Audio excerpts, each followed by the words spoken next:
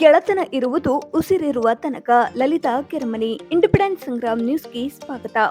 ಪ್ರೀತಿ ಇರುವುದು ನಂಬಿಕೆ ಇರು ತನಕ, ಕನಸು ಬೀಳುವುದು ಏಳುವ ತನಕ, ಪ್ರಾಣ ಇರುವುದು ಆತ್ಮ ಇರುವ ತನಕ, ಹೊಟ್ಟೆ ಹಸುವು ತಿನ್ನುವ ತನಕ, ಗೆಳತನ ಇರುವುದು ಉಸಿರಿರುವ ತನಕ ಎಂದು ನಿವೃತ್ತ ಪ್ರಧಾನ ಗುರುಗಳಾದ ಲಲಿತಾ ಕೆರಮನಿರವರು ಹೇಳಿದರು. ಅವರು ಧಾರವಾಡ ನಗರದಲ್ಲಿ ಆಯೋಜಿಸಿದ್ದ ಹುಬ್ಬಳ್ಳಿಯ ಲಲಿತಾ ಬಸವರಾಜ್ ಮಟ್ಟಿ ಅವರ 80ನೇ ವರ್ಷದ ಹುಟ್ಟುಹಬ್ಬದ ಅಷ್ಟಾಬ್ದಿ ಪೂರ್ತಿ ಸಹಸ್ರ ಚಂದ್ರ ದರ್ಶನ ಹಾಗೂ ಅಭಿನಂದನಾ ಸಮಾರಂಭದ ಕಾರ್ಯಕ್ರಮದ ಅಧ್ಯಕ್ಷತೆ ವಹಿಸಿ ಮಾತನಾಡಿದರು. ಡಾಕ್ಟರ್ ಅನ್ನಪೂರ್ಣ ಹಿರೇಲಿಂಗನ್ನವರ್ ಮುಖ್ಯ ಅತಿಥಿಗಳಾಗಿ ಆಗಮಿಸಿ ಮಹಿಳೆಯರು ಆರೋಗ್ಯವಂತರಾಗಿ ಬಾಳಬೇಕು, ಸರಳ ಹೆರಿಗೆ ಆಗುವ ತನಕ ತಾಳ್ಮೆಯನ್ನು ಕಾಪಾಡಿಕೊಳ್ಳಿ ಎಂದು ತಿಳಿಸಿದರು.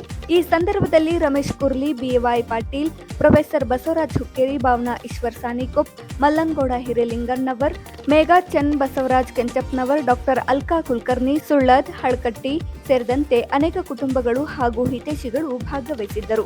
ಹೇಮಾ ಕುರ್ಲಿ ಹಾಗೂ ವಿಜಯಲಕ್ಷ್ಮಿ ಪಾಟೀಲ್ ಪ್ರಾರ್ಥನೆ ಸಲ್ಲಿಸಿದರು. ಮಲ್ಲನ್ ಗೂಡ್ಗೇರಿ ಪ್ರಾಸ್ತಾವಿಕವಾಗಿ ಮಾತನಾಡಿದರು. ಜಯಶ್ರೀ ಸ್ವಾಗತಿಸಿದರು. ಮೇಘಾ ಹುಕ್ಕೇರಿ ಕಾರ್ಯಕ್ರಮವನ್ನು ನಿರೂಪಿಸಿದರು. ಸುಮಂಗಲ ಎಂಕೆ ವಂದಾರ್ಪಣೆ ಮಾಡಿದರು. ನೂರಾರು ಜನರು ಕಾರ್ಯಕ್ರಮದಲ್ಲಿ ಭಾಗವಹಿಸಿದ್ದರು. ಕೆಲವು ಹಿರಿಯರಿಗೆ ಸನ್ಮಾನಿಸಿ ಗೌರವಿಸಲಾಯಿತು.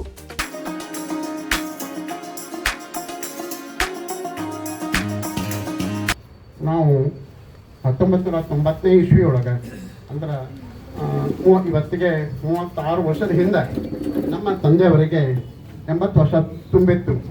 ಆ ಸಂದರ್ಭದಲ್ಲಿ ನಮ್ಮ ಬಳಗ, ಬಂಧು ಬಳಗ ಮತ್ತು ಅವರ ಅಭಿಮಾನಿ ಬಳಗ ಎಲ್ಲವೂ ನವಲಗುಂದ ತಾಲೂಕ ಯಾವತ್ತೂ ಶಿಕ್ಷಕರು ಮತ್ತು ಎಲ್ಲ ಆಡಳಿತಾಧಿಕಾರಿಗಳು ಎಲ್ಲರೂ ಕೂಡಿ ನಮ್ಮ ತಂದೆಯವರಿಗೆ 80ನೇ ವರ್ಷ ತುಂಬಿದ್ದಕ್ಕೆ ಅವರಿಗೆ ಅಷ್ಟಾಬ್ದಿ ಪೂರ್ತಿ ಸನ್ಮಾನ ಸಮಾರಂಭ ಏರ್ಪಡಿಸಿದ್ರು. ಮುಂದುವರ್ಸ್ಕೊಂಡು ಹೋಗಬೇಕು. ಪ್ರತಿಯೊಬ್ಬ ವ್ಯಕ್ತಿಗೆ 60 ವರ್ಷ ತುಂಬಿದವರಿಗೆ ಮತ್ತು ನೌಕರಿಯಿಂದ ನಿವೃತ್ತರಾದವರಿಗೆ ಎಲ್ಲರಿಗೂ ನೀವು ಸನ್ಮಾನ ಮಾಡಿಕೊಂಡು ಹೋಗಬೇಕು ಅಂತಕೊಂಡು ಮುಂದುವರ್ಸ್ಕೊಂಡು ಹೋಗಬೇಕು ಅಂತಕೊಂಡು ನಮಗೆಲ್ಲರಿಗೂ ಇದನ್ನು ಒಂದು ಪ್ರೀತಿಗೆ ಹಾಕಿದರು. ಅವತ್ತು ಈಗ 36 ವರ್ಷದ ಹಿಂದೆ 1990 ಒಳಗೆ ನಾವು 80ನೇ ವರ್ಷದ ಹುಟ್ಟುಹಬ್ಬ ನಮ್ಮ ಅಪ್ಪ ಅವತ್ತು ಮಾಡಿದ್ರೆ ನಂತರ ಇದು 2ನೇ 80ನೇ ವರ್ಷದ ಹುಟ್ಟುಹಬ್ಬ ಇವತ್ತು ಕಾರ್ಯಕ್ರಮ ಏರ್ಪಡಿದು ಮತ್ತು ಅವ್ರಿಗೆ ನಮಗೆ ಇದು ಅವರ ಭಾಗ್ಯ ಮತ್ತು ನಮ್ಮೆಲ್ಲರ ಸುದೈವ. ನಮ್ಮ ತಂದೆಯವರು ಅಂತಿದ್ರು, ಏನು ನನಗೆ 3 ಮಂದಿ ಹೆಣ್ಮಕ್ಳಲ್ಲ 4 ಮಂದಿ ಹೆಣ್ಮಕ್ಳು, ಅದ್ರಾಗ ಹಿರೇ ಮಗಳಾಗ್ತದೆ ಬಚ್ಚಪ್ಪ ಲತ್ತಕ್ಕ ಅವರು ನಮ್ಮ ತಂದೆಯವರು ಬ್ಯಾಡಗಿ ಒಳಗೆ ಸೇರಿಸ್ತಿದ್ದಾರೆ ಅಂತಿದ್ರು. ಆವಾಗ ಸೇರಿಸ್ತಿದ್ದಾರಿದ್ದಾಗ ನಮ್ಮಕ್ಕ ಶಾರದಾ ಕುರ್ವತ್ತಿ ಮತ್ತು ಬಚ್ಚಪ್ಪ ಲತ್ತಕ್ಕವರು ಆವಾಗ 5th ಸ್ಟ್ಯಾಂಡರ್ಡ್ ಇದ್ದರು. ನಮ್ಮ ತಂದೆಯವರು 5 ವರ್ಷ ಸರ್ವೀಸ್ ಮಾಡಿದರು. 5th ಸ್ಟ್ಯಾಂಡರ್ಡ್ ಟು 10th ಸ್ಟ್ಯಾಂಡರ್ಡ್ವರೆಗೆ ನಮ್ಮಕ್ಕ ಮತ್ತು ಬಚ್ಚಪ್ಪ ಲತ್ತಕ್ಕವರು ಕೂಡಿ ಹೈಸ್ಕೂಲ್ ಅಭ್ಯಾಸ ಮಾಡಿದರು.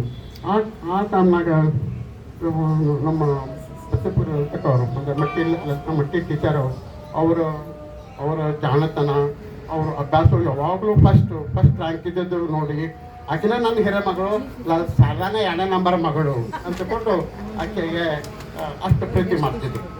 ಸರಿ, ಇದೇ ರೀತಿ ನಾವು ಅದಾದಮೇಲೆ ನನಗೆ ನಮ್ಮ ಪ್ರೊಫೆಸರ್ ಸಿ ವಿ ಕೆರಮನಿಯವರು ರಿಟೈರ್ ಆದಮೇಲೆ ಅವ್ರದ್ದು ಷಷ್ಠಬ್ದಿಯನ್ನು ಲಕ್ಷ್ಮೀಶ್ವರದೊಳಗೆ ಅಂಬೇಡ್ಕರ್ ಭವನದೊಳಗೆ ದೊಡ್ಡ ಪ್ರಮಾಣದ ಮಾಡಿ ನನಗೆ ಗೌರವ ಅರ್ಪಿಸಿದರು.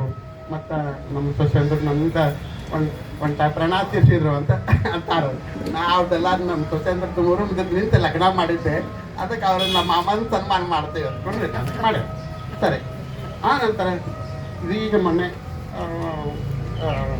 1 ತಿಂಗಳ ಹಿಂದೆ ನಮ್ಮ ಕಜನ್ ಬ್ರದರ್ ರಮೇಶ್ ಕುರ್ಲಿ ಅವರು ಅಗ್ರಿಕಲ್ಚರ್ ಯೂನಿವರ್ಸಿಟಿಯಿಂದ ಅವರು ರಿಟೈರ್ ಆದರು. 60 ವರ್ಷ ಸರ್ವೀಸ್ ಮಾಡಿ ಅವ್ರಿಗೆ ನಾವು ನಮ್ಮ ಬಂಧು ಬಳಗದವರು ಎಲ್ಲರೂ ಕೂಡ್ಕೊಂಡು ಅವರಿಗೂ ನಾವು ಸನ್ಮಾನ ಮಾಡಿದ್ವಿ. ಸೃಷ್ಟಿಕರ್ತ ಪರಮಾತ್ಮನನ್ನು, ಧರ್ಮಪಿತ ಮಂತ್ರ ಪುರುಷ, ಮಹಾಮಾನವತಾವಾದಿ, ದಲಿತೋದ್ಧಾರಕ, ಸ್ತ್ರೀ ಕುಲೋದ್ಧಾರಕ ಅಪ್ಪಗುರು ಬಸವಣ್ಣನವರನ್ನ ಎಣ್ಣ ಗಣಮಂದಿರದಲ್ಲಿ ಧ್ಯಾನಿಸುತ್ತಾ ವಚನ ಸಾಹಿತ್ಯಕ್ಕಾಗಿ ತಮ್ಮ ಜೀವಿತ ಅವಧಿಯನ್ನೇ ಮುಡುಪಾಕಿಟ್ಟಂಥ ಪೌರ್ಣವಳಕಟ್ಟಿ ಶಾಲೆಗಳನ್ನ ಲಿಂಗಾನಂದ ಮಹಾಸ್ವಾಮಿಗಳನ್ನ ಇಲ್ಲಿ ಈ ಕುಟುಂಬದಲ್ಲಿ ಎಲ್ಲರೂ ವೈದ್ಯರಿದ್ದಾರೆ. ಇನ್ನೊಂದು ನಮ್ಮ ಈ ತಾಯಂದಿರನ್ನ ನೋಡಿದಾಗ ಇವರಿಗೆ ಆರೋಗ್ಯದ ಪಾಠ ನನ್ನಂತ ಸಣ್ಣವಳು ಏನು ಹೇಳೋದು ಅಂತ ಪ್ರಶ್ನೆ ಬರ್ತದೆ. ಯಾಕಂದ್ರೆ ಅವ್ರ ಆರೋಗ್ಯವನ್ನ ನೋಡಿದ್ರೆ ಬಹುಶಃ ಅಷ್ಟ ಆಯುಷ್ಯ ನಮ್ಗೆ ಅದನ್ನು ಇಲ್ಲೋ ಗೊತ್ತಿಲ್ಲ. ಆದ್ರೆ ಅವರ ಆರೋಗ್ಯದ ಗುಟ್ಟು ನಮ್ಮೆಲ್ಲರಿಗೂ ಕೂಡ ಮುಖ್ಯವಾಗಿ ಬೇಕಾಗಿರುವಂಥದ್ದು. ಇವತ್ತು ಆಧುನಿಕ ಜೀವನದ ಪದ್ಧತಿಗಳು, ಯಾಕಂದ್ರೆ ಇಲ್ಲಿ ಬಹಳ ಜನ ಡಾಕ್ಟರ್ಸ್ ಇರೋದ್ರಿಂದ ಬಹುಶಃ ದಯಮಾಡಿ ನಾನು ಹೇಳೋದ್ರಲ್ಲಿ ಏನಾದ್ರೂ ಇದ್ರೆ ದಯಮಾಡಿ ಮೊದಲನೇ ಕ್ಷಮೆ ಕೇಳ್ಕೊಂಡು ನನ್ನ ಅನುಭವದ ಮೇಲೆ, ಯಾಕಂದ್ರೆ ನಂದು ಸ್ವಾನುಭವ ಮಾತ್ರವನ್ನ ನಾನು ಹೇಳ್ತೇನೆ. ನಮ್ಮ ಹಿರಿಯರು ಅವರು ಇಷ್ಟು ವರ್ಷ ಗಟ್ಟಿಮುಟ್ಟಾಗಿರ್ಲಿಕ್ಕೆ ಆಗ್ಲೇ ನಮ್ಮ ಶಾರದಾ ತಾಯಿಯವ್ರು ಹೇಳ್ತಿದ್ರು, ಅಣ್ಣಕ್ಕ ನನಗ BP ಇಲ್ಲ, ಶುಗರ್ ಇಲ್ಲ, ನಮ್ಗೇನೂ ಇಲ್ಲವ ಅಂತ ಹೇಳಿ. ಆದ್ರೆ ಇವತ್ತು ಯಾರು ಹಾಸ್ಪಿಟ್ಲಿಗೆ ಬಂದ್ರು ಫಸ್ಟ್ ಏನಾಗ್ತದ, ಯಾರು ಎದುರು ಬದ್ರು ಬೆಟ್ಟೆ ಆದ್ರೂ ಕೂಡ ನಾವು ಆರಾಮೇನ ಅಂದಾಗ ಪ್ರತಿಯೊಬ್ಬರ ಬಾಯಿಂದ ಬರುವಂತಹದ್ದು, ನನಗ್ BP ಅದ, ನನಗ್ ಶುಗರ್ ಅದ, ಸ್ವಲ್ಪ ಮಾನಸಿಕ ಕಿರಿಕಿರಿ ಅದ, ಇದನ್ನೇ ನಾವು ಕೇಳ್ತೀವಿ. ಆರಾಮದೇವಿ ಅಂತ ಹೇಳುವಂತ ಸಂಖ್ಯೆ ಬಹಳ ಕಡಿಮೆ ಅದ. ಅದಕ್ಕೆ ಈ ತಾಯಂದಿರಿನ ಗುಟ್ಟು ಏನು ಅಂತ ನಾವು ವಿಚಾರ ಮಾಡಿದಾಗ ಅವರ ಒಂದು ಆಹಾರ ಪದ್ಧತಿಗಳು, ಅವರ ಇರುವಂತಿಕೆ, ಒಂದು ಸಮಾಧಾನದಂತಹ ಬದುಕು, ಇವೆಲ್ಲವನ್ನು ನೋಡಿದಾಗ ನಮಗೆ ಇವತ್ತು ಎಲ್ಲರಿಗೂ ಕೂಡ ಮಾರ್ಗದರ್ಶನ ಅವರೇ. ಯಾಕಂದ್ರೆ ಆರೋಗ್ಯ ಬೇಕು ಅಂತಂದ್ರೆ ಹಿರಿಯರನ್ನೇ ನಾವು ನೋಡ್ಬೇಕು. ಅವ್ರಿಗೆ ಯಾವುದು ಇವತ್ತು ನಾವು ಸಣ್ಣ ಸಣ್ಣ ಮಕ್ಕಳು, ಯಾಕಂದ್ರೆ ಮೊನ್ನೆ ಒಂದ್ ಕಡೆಗೆ ಹೋಗಿದ್ದೆ, ಬರೀ ಹೈಸ್ಕೂಲ್ ಕಾಲೇಜು ಹೈಸ್ಕೂಲ್ಗೆ ಹೋಗುವಂತ ಹೆಣ್ಣು ಮಕ್ಕಳ ಒಂದು ಕಾರ್ಯಕ್ರಮಕ್ಕೆ ಹೋಗಿದ್ದೆ. ಯಾರನ್ನ ಕೇಳಿದ್ರು ಇವತ್ತು ಬಹಳ ಸ್ಟ್ರೆಸ್ ಆಗ್ತದ್ರಿ, ಬಹಳ ನನಗ ಅಭ್ಯಾಸದ ಕಡೆಗೆ ಬಹಳ ಅದು ಹೊರೆ ಆಗ್ತಾ ಅದ, ಮಾನಸಿಕ ಕಿರಿಕಿರಿ ಅದ, ಈ ತರದ ಪ್ರಶ್ನೆಗಳನ್ನೇ ನಾನು ನೋಡಿದೆ. ಇದು ಯಾಕೆ ಆಗ್ತದ, ಯಾಕಂದ್ರೆ ಅವ್ವ ಆ ಟೈಮ್ನಲ್ಲೇನೆ ತಾಯಿಯವರು TCH ಮಾಡಿ ಆಮೇಲೆ ಮದುವೆ ಆಗಿ ಮಕ್ಕಳಾದ ಮೇಲೆ ಮತ್ತೆ ಎಜುಕೇಶನ್ ಅನ್ನ ಮುಗಿಸಿ ಸಂಸಾರದ ಜವಾಬ್ದಾರಿಯ ಜೊತೆಗೆ ಅವರು ತಮ್ಮ ಶಿಕ್ಷಣ ವೃತ್ತಿಯನ್ನು ಕೂಡ ಮುಗಿಸಿ ಸಮಾಜಮುಖಿಯಾಗಿ ಅನೇಕ ಕಾರ್ಯಕ್ರಮಗಳನ್ನ ಮಾಡ್ತಾ. ಯಾಕಂದ್ರೆ ಇವತ್ತು ಅಣ್ಣ ಆಗ್ಲೇ ಮಲ್ಲಣ್ಣವ್ರೆಲ್ಲ ಹೇಳಿದ್ರು, ಅದನ್ನೆಲ್ಲ ರಿಪೀಟ್ ನಾನು ಹೇಳಲಿಕ್ಕತ್ರ ಇವತ್ತು ಸಾಯಂಕಾಲದವರೆಗೂ ಅದೇ ಆಗ್ತದೆ. ಅದಕ್ಕೆ ಅಂತ ಸಾಧನೆಯನ್ನ ಮಾಡಿಯೂ ಇವತ್ತು ಇಷ್ಟು ಆರೋಗ್ಯಪೂರ್ಣರಾಗಿ ಅವ್ರು ನಮ್ಮ ಜೊತೆಗೆ ಇವತ್ತಿದಾರಲ್ಲ, ಇದು ಬಹಳ ದೊಡ್ಡದು. ಇದನ್ನ ನೋಡಿ ನಾವು ಕಲಿಬೇಕು. ಅವರನ್ನ ನೋಡಿ ನಾವು ಅವರ ಜೀವನವನ್ನ ನಾವು ಅಳವಡಿಸ್ಕೊಳ್ಳಿಕ್ಕೆ ಪ್ರಯತ್ನವನ್ನ ಮಾಡ್ಬೇಕು. ಯಾಕಂದ್ರೆ ನಾವೆಲ್ಲರೂ ಕೂಡ ಇವತ್ತು ಒತ್ತಡದ ಬದುಕಿನಲ್ಲಿ ಬದುಕ್ತಾ ಇದ್ದೇವೆ. ಈಗ ಬಹಳಷ್ಟು ಜನ ಡಾಕ್ಟರ್ಸ್ ಇರೋದ್ರಿಂದ ನಾನು ಹೇಳ್ತೇನೆ, ಎಲ್ಲರಿಗೂ ನಾವು ಹೇಳ್ತೀವಿ ನ್ಯೂಟ್ರಿಷನ್ ಫುಡ್ ತಗೋಬೇಕು. ನಾವು ಡಾಕ್ಟರ್ಸ್ ಎಷ್ಟು ಜನ ನ್ಯೂಟ್ರಿಷನ್ ಫುಡ್ ತಗೊಳ್ತೇವೆ ಅಂತ ನಾವು ಪ್ರಶ್ನೆ ಮಾಡ್ಕೊಳ್ಬೇಕು. ಯಾಕಂದ್ರೆ ಹೇಳೋದಷ್ಟೇ ಆಗ್ತದ, ಸಾಧ್ಯ ಇಲ್ಲ. ಯಾಕಂದ್ರೆ ನನ್ನ ಒಂದು ಅನುಭವದಲ್ಲೇ, ನನ್ನ ಒಂದು 30 ವರ್ಷದ ಅನುಭವದಲ್ಲಿ ಒಂದು ಹೆರಿಗೆ ಪೇಷಂಟ್ ಬಂದ್ರೆ ಮಿನಿಮಮ್ 8 ರಿಂದ 10 ತಾಸು ನಾವು ಅವ್ರ ಜೊತೆ ಕಳಿಬೇಕು. ಆಮೇಲೆ ನಾನು ಇಷ್ಟು ವರ್ಷ ಸರ್ವಿಸ್ ಮಾಡಿದ್ರು ನನ್ನ ಕೈ ಕೆಳಗೆ ಯಾರು ಕೆಲಸದವ್ರನ್ನ ಇಟ್ಕೊಂಡಿಲ್ಲ. ನಾನು ಅದು ಬಸವಣ್ಣನವರ ಸೇವೆ ಅಂತ ಹೇಳಿ ತಿಳ್ಕೊಂಡು ನಾನು ಮಾಡಿದೆ. ಎಷ್ಟೇ ಇವತ್ತು ಮೆಡಿಕಲ್ ಇದ್ದವ್ರು ಇದೀರಿ, ಯಾಕಂದ್ರೆ ಮೆಡಿಕಲ್ಗೆ ಚಾಲೆಂಜ್ ಆಗಿರುವಂಥ ಇವತ್ತು ಟ್ವಿನ್ಸ್ ಇರ್ಬೋದು, ಆಮೇಲೆ ಹ್ಯಾಂಡ್ ಪ್ರೊಲ್ಯಾಪ್ಸ್ ಇರ್ಬೋದು, ಲೆಗ್ ಪ್ರೊಲ್ಯಾಪ್ಸ್ ಇರ್ಬೋದು, ಕಾರ್ಡ್ ಪ್ರೊಲ್ಯಾಪ್ಸ್ ಇರ್ಬೋದು, ಇಂಥ ಹೈ ರಿಸ್ಕ್ ಡೆಲಿವರಿ ಅಂತೇಳಿ ಇವತ್ತೇನು ಹಾಸ್ಪಿಟ್ಲಲ್ಲಿ ಸಿಸೇರಿಯನ್ ಮಾಡ್ತಾರೋ ಇವೆಲ್ಲವನ್ನು ಗುರು ಬಸವಣ್ಣನವ್ರ ದಯದಿಂದ ನಾನು ನಾರ್ಮಲ್ ಮಾಡಿದ್ದೀನಿ ಅನ್ನೋದು ನನ್ನ ಒಂದು ಖುಷಿ. ಅದಕ್ಕೆ ಹಿರಿಯರ ಆಶೀರ್ವಾದ ಮತ್ತೆ ನನ್ನ ಒಂದು ನಂಬಿದಂಥ ಗುರುವಿನ ಆಶೀರ್ವಾದ, ಅದು ಒಂದೇ ಕಾರಣ. ನಾನು 7,000 ಅಕ್ಕ ಹೇಳಿದ್ರು 7,000 ಹೆರಿಗೆ, 7,000 ಅಲ್ಲ, ಹಳ್ಳಿಗಳಲ್ಲಿ ಒಬ್ಬ ತಾಯಿ 10,000ಕ್ಕಿಂತ ಹೆಚ್ಚು ಹೆರಿಗೆಯನ್ನು ಮಾಡ್ತಾಳೆ. ಅವಳು ಮುಂದೆ ನಾನು ಬಹಳ ಸಣ್ಣವಳು. ಆದ್ರೆ ಈ ಒಂದು ವೃತ್ತಿಯಲ್ಲಿ ಬಂದ ಮೇಲೆ, ವೈದ್ಯಕೀಯ ವೃತ್ತಿಯಲ್ಲಿ ಬಂದ ಮೇಲೆ ನಾವು ವೈದ್ಯೋ ನಾರಾಯಣ ಹರಿ ಅಂತ ಹೇಳ್ತಾರೆ. ನಾವು ನಮ್ಮನ್ನ ನಾವು ಆತ್ಮಾವಲೋಕನವನ್ನು ಮಾಡ್ಕೊಳ್ಬೇಕು. ನಾವು ಇವತ್ತು ದೇವರಾಗಿದ್ದೇವೇನು ಅಂತ ಹೇಳಿ ಬಹುಶಃ ನಮ್ಮ ಆತ್ಮವನ್ನು ಹೊಕ್ಕು ನೋಡಿದಾಗ ನಾವು ಆಗಿಲ್ಲ. ಎಲ್ಲರೂ ನಮ್ದು ದುಡ್ಡಿನ ಬೆನ್ನನ್ನು ಹತ್ತಿದ್ದೀವಿ. ನಾನು ಸವದತ್ತಿಯಲ್ಲಿ ಮೊದಲನೇ ಹೆರಿಗೆ ಮಾಡಿದ್ದ 50 ರೂಪಾಯಿಗೆ ಮೇಡಮ್. 2001ರಲ್ಲಿ ನಾನು ಫ್ಯಾಮಿಲಿ ಪ್ಲಾನಿಂಗಕ್ಕೆ ರಿಸೈನ್ ಮಾಡಿ ನಾನು ಹೆರಿಗೆ ಮಾಡಿದಾಗ ತಗೊಂಡದ್ದು 50 ರೂಪಾಯಿ. 2023ರಲ್ಲಿ ಕೊನೆ ಹೆರಿಗೆ ಮಾಡಿದಾಗ ತಗೊಂಡದ್ದು 5,000 ನಂದು ಡೆಲಿವರಿ. ಅದೇ ನನ್ನ ಲಾಸ್ಟ್ ಬಿಲ್. 2 ವರ್ಷದಿಂದ ನಾನು ಸ್ವಯಂ ಘೋಷಣೆ ಮಾಡಿಕೊಂಡು ನಾನು ಈ ವೃತ್ತಿಯನ್ನು ಬಿಟ್ಟೆ. ಕಾರಣ ನನ್ನ ತಾಯಿಯ ಸೇವೆಯನ್ನು ಮಾಡಬೇಕು ಅನ್ನೋಂಥ ಒಂದೇ ಒಂದು ಕಾರಣದಿಂದ ನಾನು ವೃತ್ತಿಯನ್ನ ಇದನ್ನ ಬಿಟ್ಟೆ. ಇದು ಉದ್ದೇಶ ಏನು, ನಾ ಇದನ್ನ ಯಾಕೆ ಹೇಳ್ತಾ ಇದ್ದೀನಿ ಅಂದ್ರೆ, ಇಲ್ಲಿ ಸಾಕಷ್ಟು ಜನ ವೈದ್ಯರಿದ್ದೀರಿ, ಅದಕ್ಕೆ ಸ್ವಲ್ಪ ಮತ್ತೆ ನಮ್ಮ ಸರ್ ಕೂಡ ಮಕ್ಕಳಿಗಾಗಿ ದೊಡ್ಡ ಹಾಸ್ಪಿಟ್ಲನ್ನು ಕಟ್ತಾ ಇದ್ದಾರೆ. ನಮ್ಮ ಭಾವನಕ್ಕ ಮತ್ತೆ ನಮ್ಮ ಸಾನಿಕೊಪ್ಪ ಅವರೆಲ್ಲ ಬಹಳ ಬಸವ ತತ್ವದಲ್ಲಿ ಇರೋರು. ಆದ್ರೆ ನಮ್ಮ ಮಕ್ಕಳಿಗೂ ಕೂಡ ನಾವು ಅದನ್ನ ಹೇಳಿಕೊಡೋಣ. ಇವತ್ತು ಒಂದು MBBS ಮಾಡ್ಲಿ, MD ಮಾಡ್ಲಿಕ್ಕೆ ಕೋಟ್ಯಾಂತರ ರೂಪಾಯಿನ ನಾವು ಖರ್ಚು ಮಾಡ್ತೇವೆ. ಅದನ್ನ ಬಡವರ ಮೇಲೆ ಹೊರೆ ಮಾಡಬಾರದು.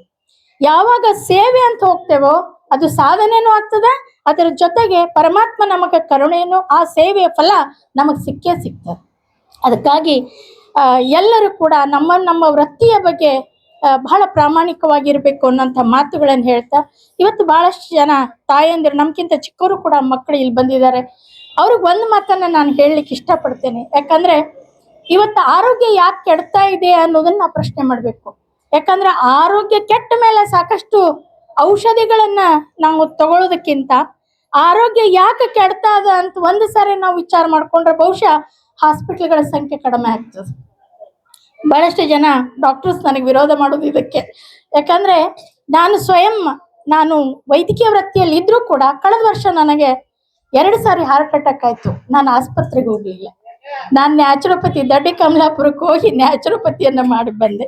ಯಾಕಂದ್ರೆ ನಮ್ಮ ಋಷಿ ಮುನಿಗಳು, ನಮ್ಮ ಹಿರಿಯರು ಮಾಡಿದ್ದ ಅದನ್ನೇ.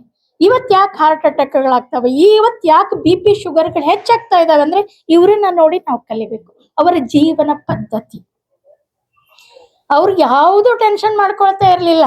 ಇವತ್ತು ಮಕ್ಕಳು, ನಮ್ಮ ಮೊಮ್ಮಗಳೊಂದಿದ್ದಾಳೆ, ನಮಗ್ ಸ್ವಂತಕ್ಕೆ ಮಕ್ಕಳಿಲ್ಲ ಅಂದ್ರೂ ಬಹಳಷ್ಟು ಜನ ನಾವು ಮಕ್ಕಳನ್ನ ಅಡಾಪ್ಟ್ ಮಾಡ್ಕೊಂಡಿದೀವಿ.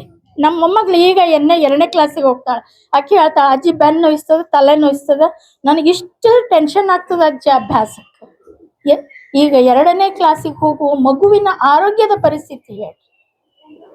ಈ ಒತ್ತಡ ಮಕ್ಕಳಿಗೆ ಬೇಕಾಗಿಲ್ಲ. ನಮ್ಮ ಮಕ್ಕಳು ಎಷ್ಟು ಪರ್ಸೆಂಟೇಜ್ ತಗೋತಾರೋ ಅದು ಮುಖ್ಯ ಅಲ್ಲ, ನಮ್ಮ ಮಕ್ಕಳು ಎಷ್ಟು ಆರೋಗ್ಯವಂತರಾಗಿರ್ತಾರ ಅದನ್ನ ನಾವು ತಂದೆ ತಾಯಿ ಗಮನಿಸಬೇಕಾಗಿದ್ದು. ಯಾಕಂದ್ರೆ ಪರ್ಸೆಂಟೇಜು, ಇಂಗ್ಲಿಷ್ ಮೀಡಿಯಂ ಸ್ಕೂಲ್ಗಳು, ಕಾಂಪಿಟೇಷನ್ ಯುಗ, ಎಲ್ಲದರ ಒತ್ತಡಕ್ಕೆ ಇವತ್ತು ನಮ್ಮ ಮಕ್ಕಳ ಆರೋಗ್ಯಗಳು ಹಾಳಾಗ್ತಾ ಇದಾವ. ಅದಕ್ಕೆ ತಂದೆ ತಾಯಿಯರು, ಯಾಕಂದ್ರೆ ಅವ್ರ ಹಣೆ ಬರಹದಲ್ಲಿ ಏನಿದೇನೆ ಅದೇ ಆಗ್ತದೆ.